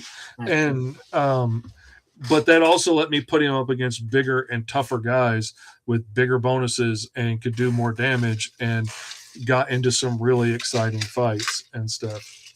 Nice. Yeah, it's like I said, it's fun to watch and to learn, and like even like the story, it's entertaining, but I think I'm more of like I'm going to watch from the sidelines and just enjoy the craft, I guess. I'm just like, yeah, I like it. It's pretty neat just hearing those things. But yeah, I was just like, I don't think it's me. I'm going to go play Hero Quest. I'll be back. Like, I would love to play D&D again, because I haven't played genuine, legit D&D in years. And I would love to play it again, be a character player again, not be the game master, because I have been the game master for 35, 36 years now. Yeah. And I've only ever gotten to play maybe 5 times in any of that for fun. Now, I also get to play everybody. So I get to play the bad guys and the good guys and the NPCs and, everybody else that you're not playing.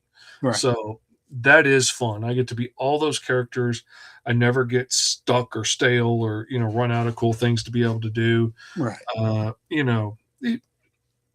It's got its bonuses. I thought it was going to be no fun, and it turns out it's a whole lot of fun being on that side of the game. Nice. But I would like to play just regular D&D again. But also, it is so far away from the D&D that I used to play. Like, I played 2nd edition Dungeons and Dragons. I played basic Dungeons and Dragons, then advanced Dungeons and Dragons, and then version 2, 2nd edition Dungeons and Dragons, when they changed all the rules and stuff, and it got really complicated, and you had to do all this math to figure out like what you rolled, and then do all this math to figure out if you could hit their armor class, because it wasn't just a 1-to-1 number, which is what I liked about like the Heroes Unlimited style. Was if their armor class is 10, you roll 10 or better, you hit it, and easy peasy, easy to figure out. Yeah, it's interesting. Like I said, it's just matter of fact, speaking of, I read this book recently by the guys. I guess is it Gygax or something like that? Rated it. Yeah, so I read about him. Like, I was just like, oh wow, and I found that it was crazy. It was just so much more interesting for me than the game itself. Like learning, oh, where did this come from? Like, oh, this is the guy that made it. Like, wow, it was just fascinating. Like, and all the people that he worked with, and like I think like his whole family. I think they still I guess they still own it technically or something like that. I don't know if they sold the rights to it or whatever, but at least at the time in the book they hadn't. And so it was just learning like all this. Oh, that's where it came from. And these are these people. Like, man, to come up with something like that. Like, oh man, crazy. Like there are creatures in those little plastic packs of monsters that you get. There are creatures in there that are some of the oldest D&D characters, because they got those plastic bags of generic monsters from Japan, and we're looking at them and like, oh, this will be a rust monster. This will be a this, that, or the other, and drew versions of those things. So like now most packs of dinosaurs or something you get might have a rust monster in there, because they're still using those same molds and just sticking them in random bags of plastic animals. And occasionally you get some of these crazy things from D&D. I always wondered, like, why did they do a licensed D&D series? No, they totally stole it from the Japanese toy makers. I think it might have been like a C movie type monster or something that they made Right. a toy of, maybe, or they might have just made the toy. I can't remember the details, but Yeah. they totally ripped off the toys, and that's funny to me. Okay, it is 4:23. I'm going to pull up your campaign again real quick so we can talk about that one last time before we get off of here. Let me embiggen the screen so we can see the campaign better. You've already sailed past your goal. You're at what, 4 times your goal? Yeah. Yeah. I'm That is awesome. over the moon about it. I'm so happy with it. Yeah, I mean, and like I said, now that it's succeeded, I'm like, all right, let's start the next one already. But no, it really is very humbling to see that there is an interest in something like that. And I got a little bit of like of that, like, I don't know what you want to call it, praise, I guess, from some backers. So that was kind of neat just to kind of hear that early. I was just like, oh wow, I'm so glad you find it interesting and that you want to know more about it. So that was kind of cool. But yeah, great looking character, man. that was fun. Yeah, the character design of her is amazing. Yeah, I appreciate it. Yeah, she's evolved. She was like a large inspiration for her. Like, if it's a little bit of everything, but color wise, I've always been a huge, and it was kind of weird because it has nothing to do with horror really, but I've always loved Evangelion Unit 1. I loved the purple and green and black, and yeah, it just looked so good. Plus, it just happened to coincide with like Halloween because you got like orange and purples and greens and stuff are generally part of Halloween. So it just worked. And then as far as my little homage, I'm a huge Tim Burton, movies fan, film fan, and all that. So when it came to like designing what I call, I guess, like the flare on her chest, those things that stick out, that's actually a nod to Jack Skellington, his bow that he wears on his. Oh, okay, I can see that. Yeah. So it's all these little things that came together, and actually her costume, if we want to call it that, will evolve. Obviously, it's going to change with every Hallow Queen. There's a different design based on the times, and the influences of where they come from and stuff. So there have been, as long as time has existed, there has been a Hallow Queen, whenever there was a threat that, was necessary, that she would rise, because there have been lesser threats where they're just like, oh, nature's like, we got this, there's something else. But whenever she's called upon, there has always been a champion, if you will, that comes forward, and this is the character is. And I really wanted to write it like this character's always existed, you just never knew about her, and that's kind of the tagline for it. It's a legend you've never heard of. Unless you are the thing that goes bump in the night, you wouldn't need to know about her. Exactly, right, exactly. And it's it's kind of like like Men in Black, how everyone's kind of oblivious to the things that are going on around them all the time. But this is more of just in the horror genre. It's like there are things that you don't know that are happening all the time, but that's good because that means that the forces of whoever's good, I guess, if you want to look at it from that perspective, is protecting you basically. And so that's kind of what she is. And she's just evolved over time. And I was like, if I'm going to do this story, I want to do it with something that I like, my favorite. So it was like, so I have two things that I don't know why I can't explain. What the second one, the first one is Headless Horseman. I absolutely love it. Favorite character. The second, for some strange reason, is Bigfoot. I love Bigfoot. I don't know why. I just like Bigfoot. And so anything if you want to, anybody that's listening, if you want to sell me a comic book, put Bigfoot in it. Okay, just put Bigfoot.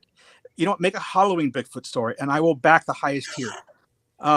Because I don't know, there's just something about the character, like it's like just the lore and legend behind it. When we did How to Hunt a Hero, that was one of the things I told Joe about it. I was like, oh, that explains it. Yes, that explains it 100%. Yeah, I was like, as long as I get a Bigfoot in there, a Bigfoot fight, Bigfoot something, I'm happy. The rest of the story is whatever. No, but it is just funny. But yeah, so that's what I did with this one. I was like, you know what? The first character I want to introduce you to her fighting is going to be the Headless Horseman, or a Headless Horseman. And not only the Headless Horseman, but an army of them.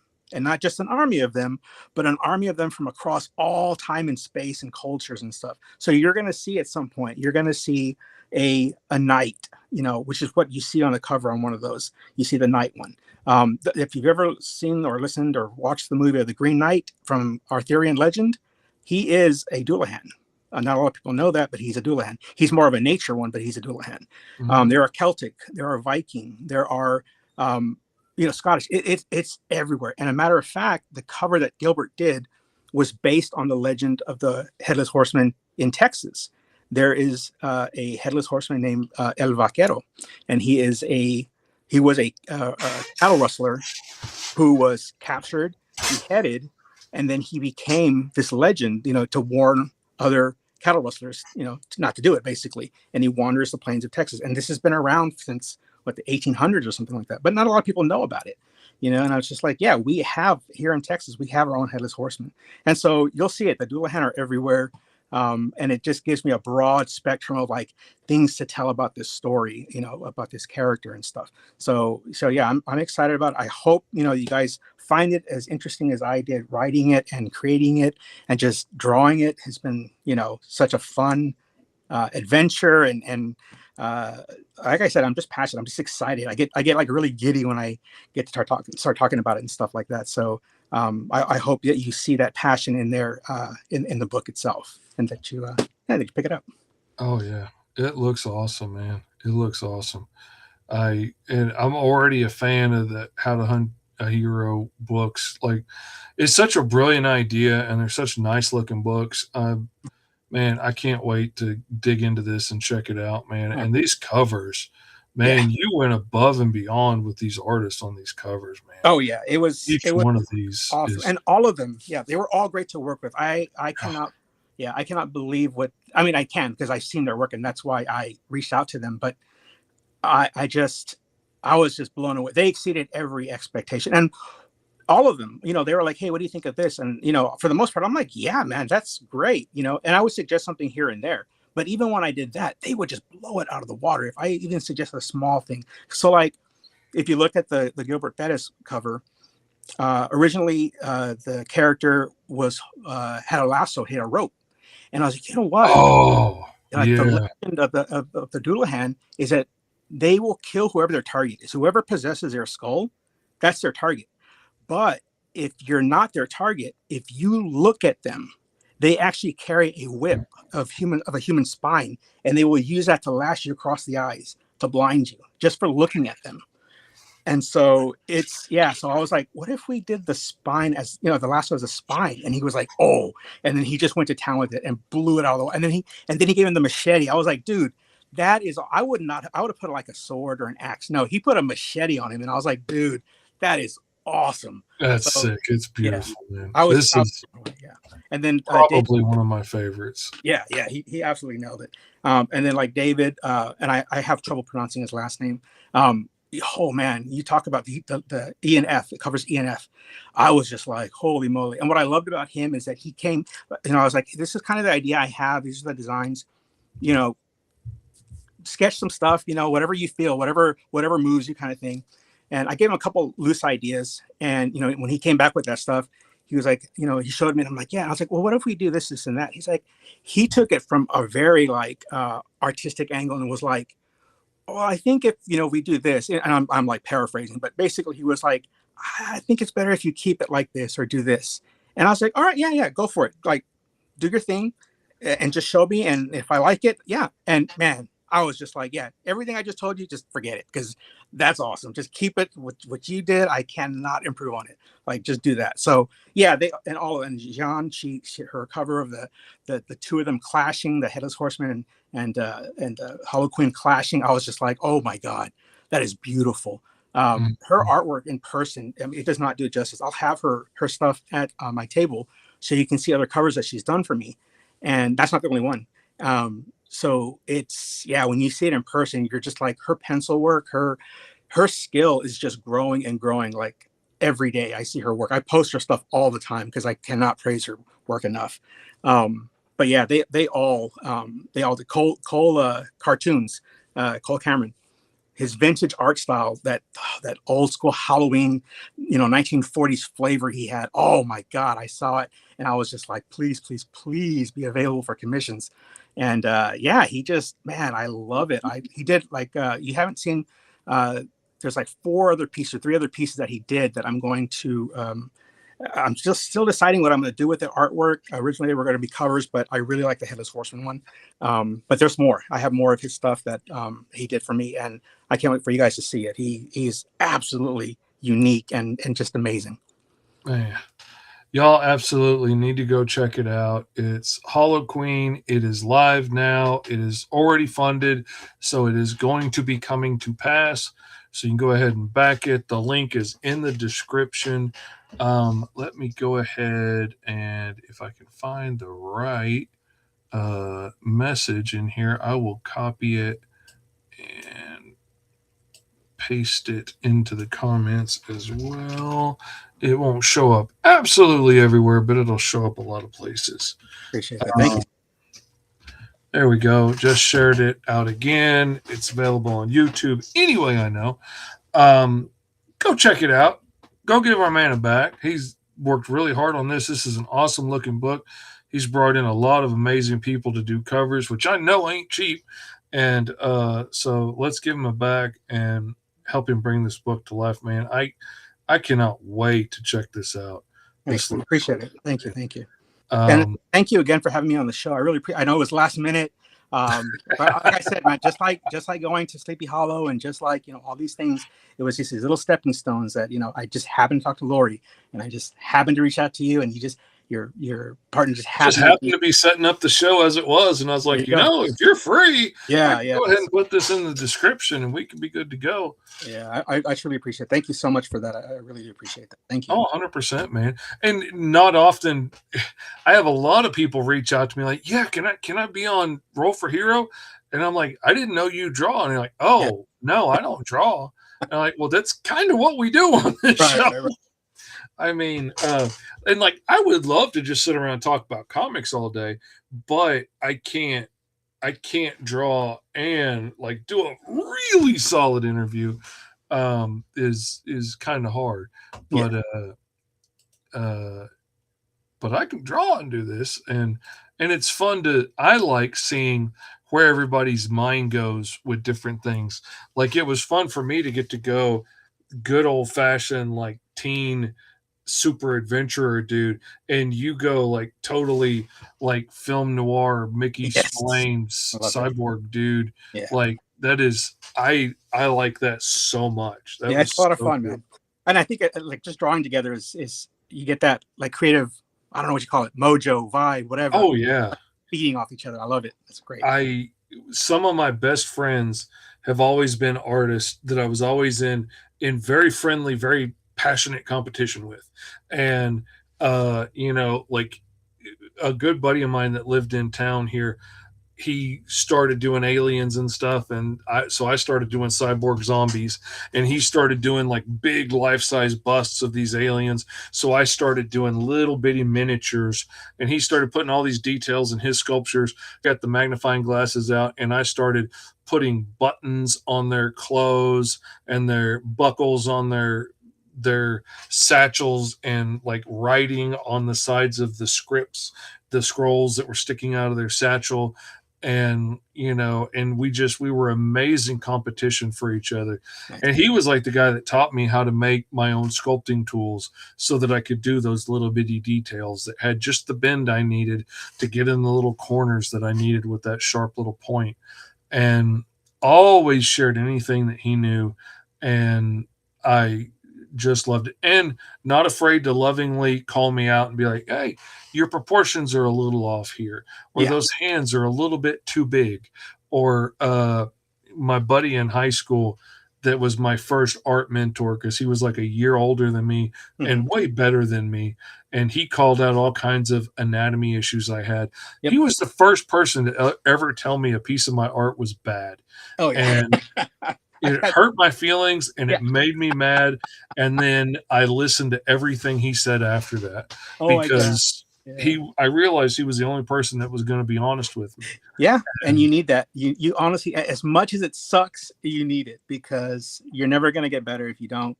And you have to know that it is coming from a place of love once you once you swallow it, your pride, you're like, okay, I've had that. I'm not even kidding. Like, I remember one time I got so upset that I took the drawing and I crumpled it up and I just threw it away. And I'm like, I'm never drawing again. I'm telling myself this, and I had poured like all this hard, work into it and time. And, I still can't believe I did it, but it's something I laugh about now. And it is something, that I can honestly say, yeah, I learned from that. I did.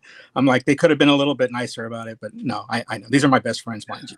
And like, I'm torn because I never want to be discouraging to anybody. Right. And also I really push the idea you do not have to try and do this as a job.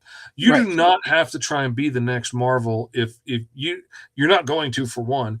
But even being like the next Mirage Comics, you can make a living in indie comics if you're lucky and you have a clever idea that people happen to latch on to and things work out right for you and you're skilled and talented and clever. Like, it can work, but it's tough and it's a hard way to go. Yeah. But it can be a really fun place to have fun. It can be a fun place. It can be a great hobby. It can be something you do for the enjoyment of doing it. And that's great. What worries me is there are some people that you see out there, and like, when you've backed hundreds of books on Kickstarter, you've seen a lot of books. They're like, oh, honey child, somebody should have told you that needed a few more revisions and be baked a little bit longer before you put that out in the world. Right. That needed a few more rewrites before you paid an expensive artist to draw all those pages. Yeah.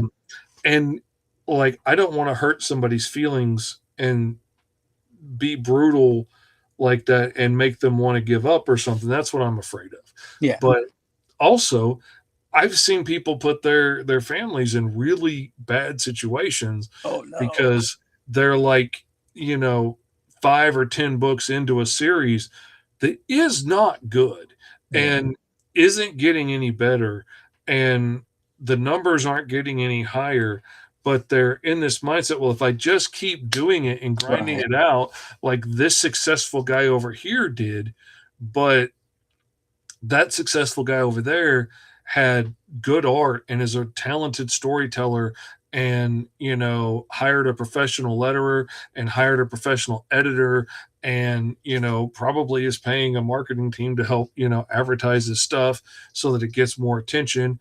And, and you try and do all this by yourself and you swear you didn't need an editor and you swore you didn't need a letterer and you really did on both cases. Right.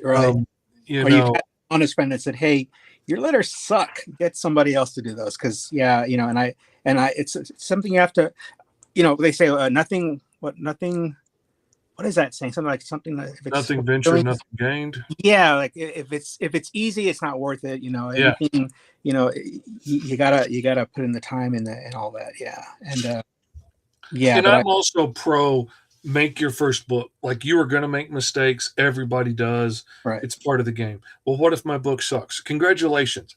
It's going to suck a little at best. There's going to be things about it you're going to look back at and be, oh my God, I can't believe I published that. Oh my God, I can't believe I made that mistake. But you will never forget those mistakes and those lessons. Right. Just like I will never forget those lessons that I learned on every book that I've done. You always learn something. You always get a little better, a little smarter, a little, you hone that edge a little sharper and get better and better at what you're doing.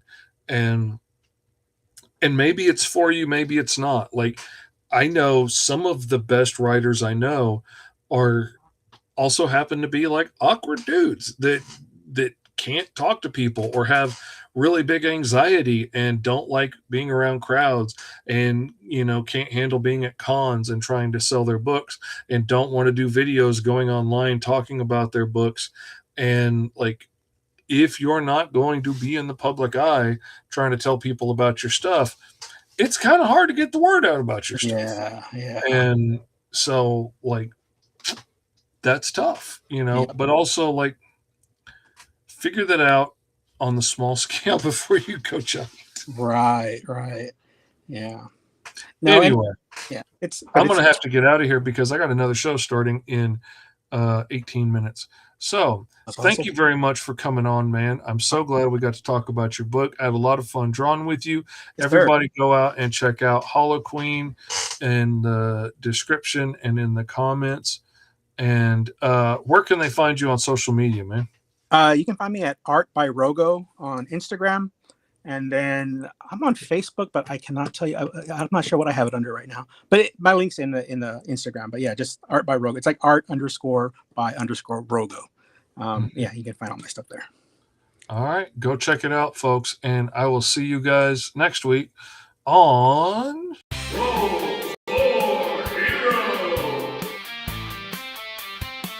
You know, and even if you were to have like a prompt of 10 different things, right? Like say if you had one prompt of like, oh, like here's 10 different personality traits, here's 10 different superpowers, here's 10 different drawbacks. I like coming up with random list of powers and then just see what I come up with.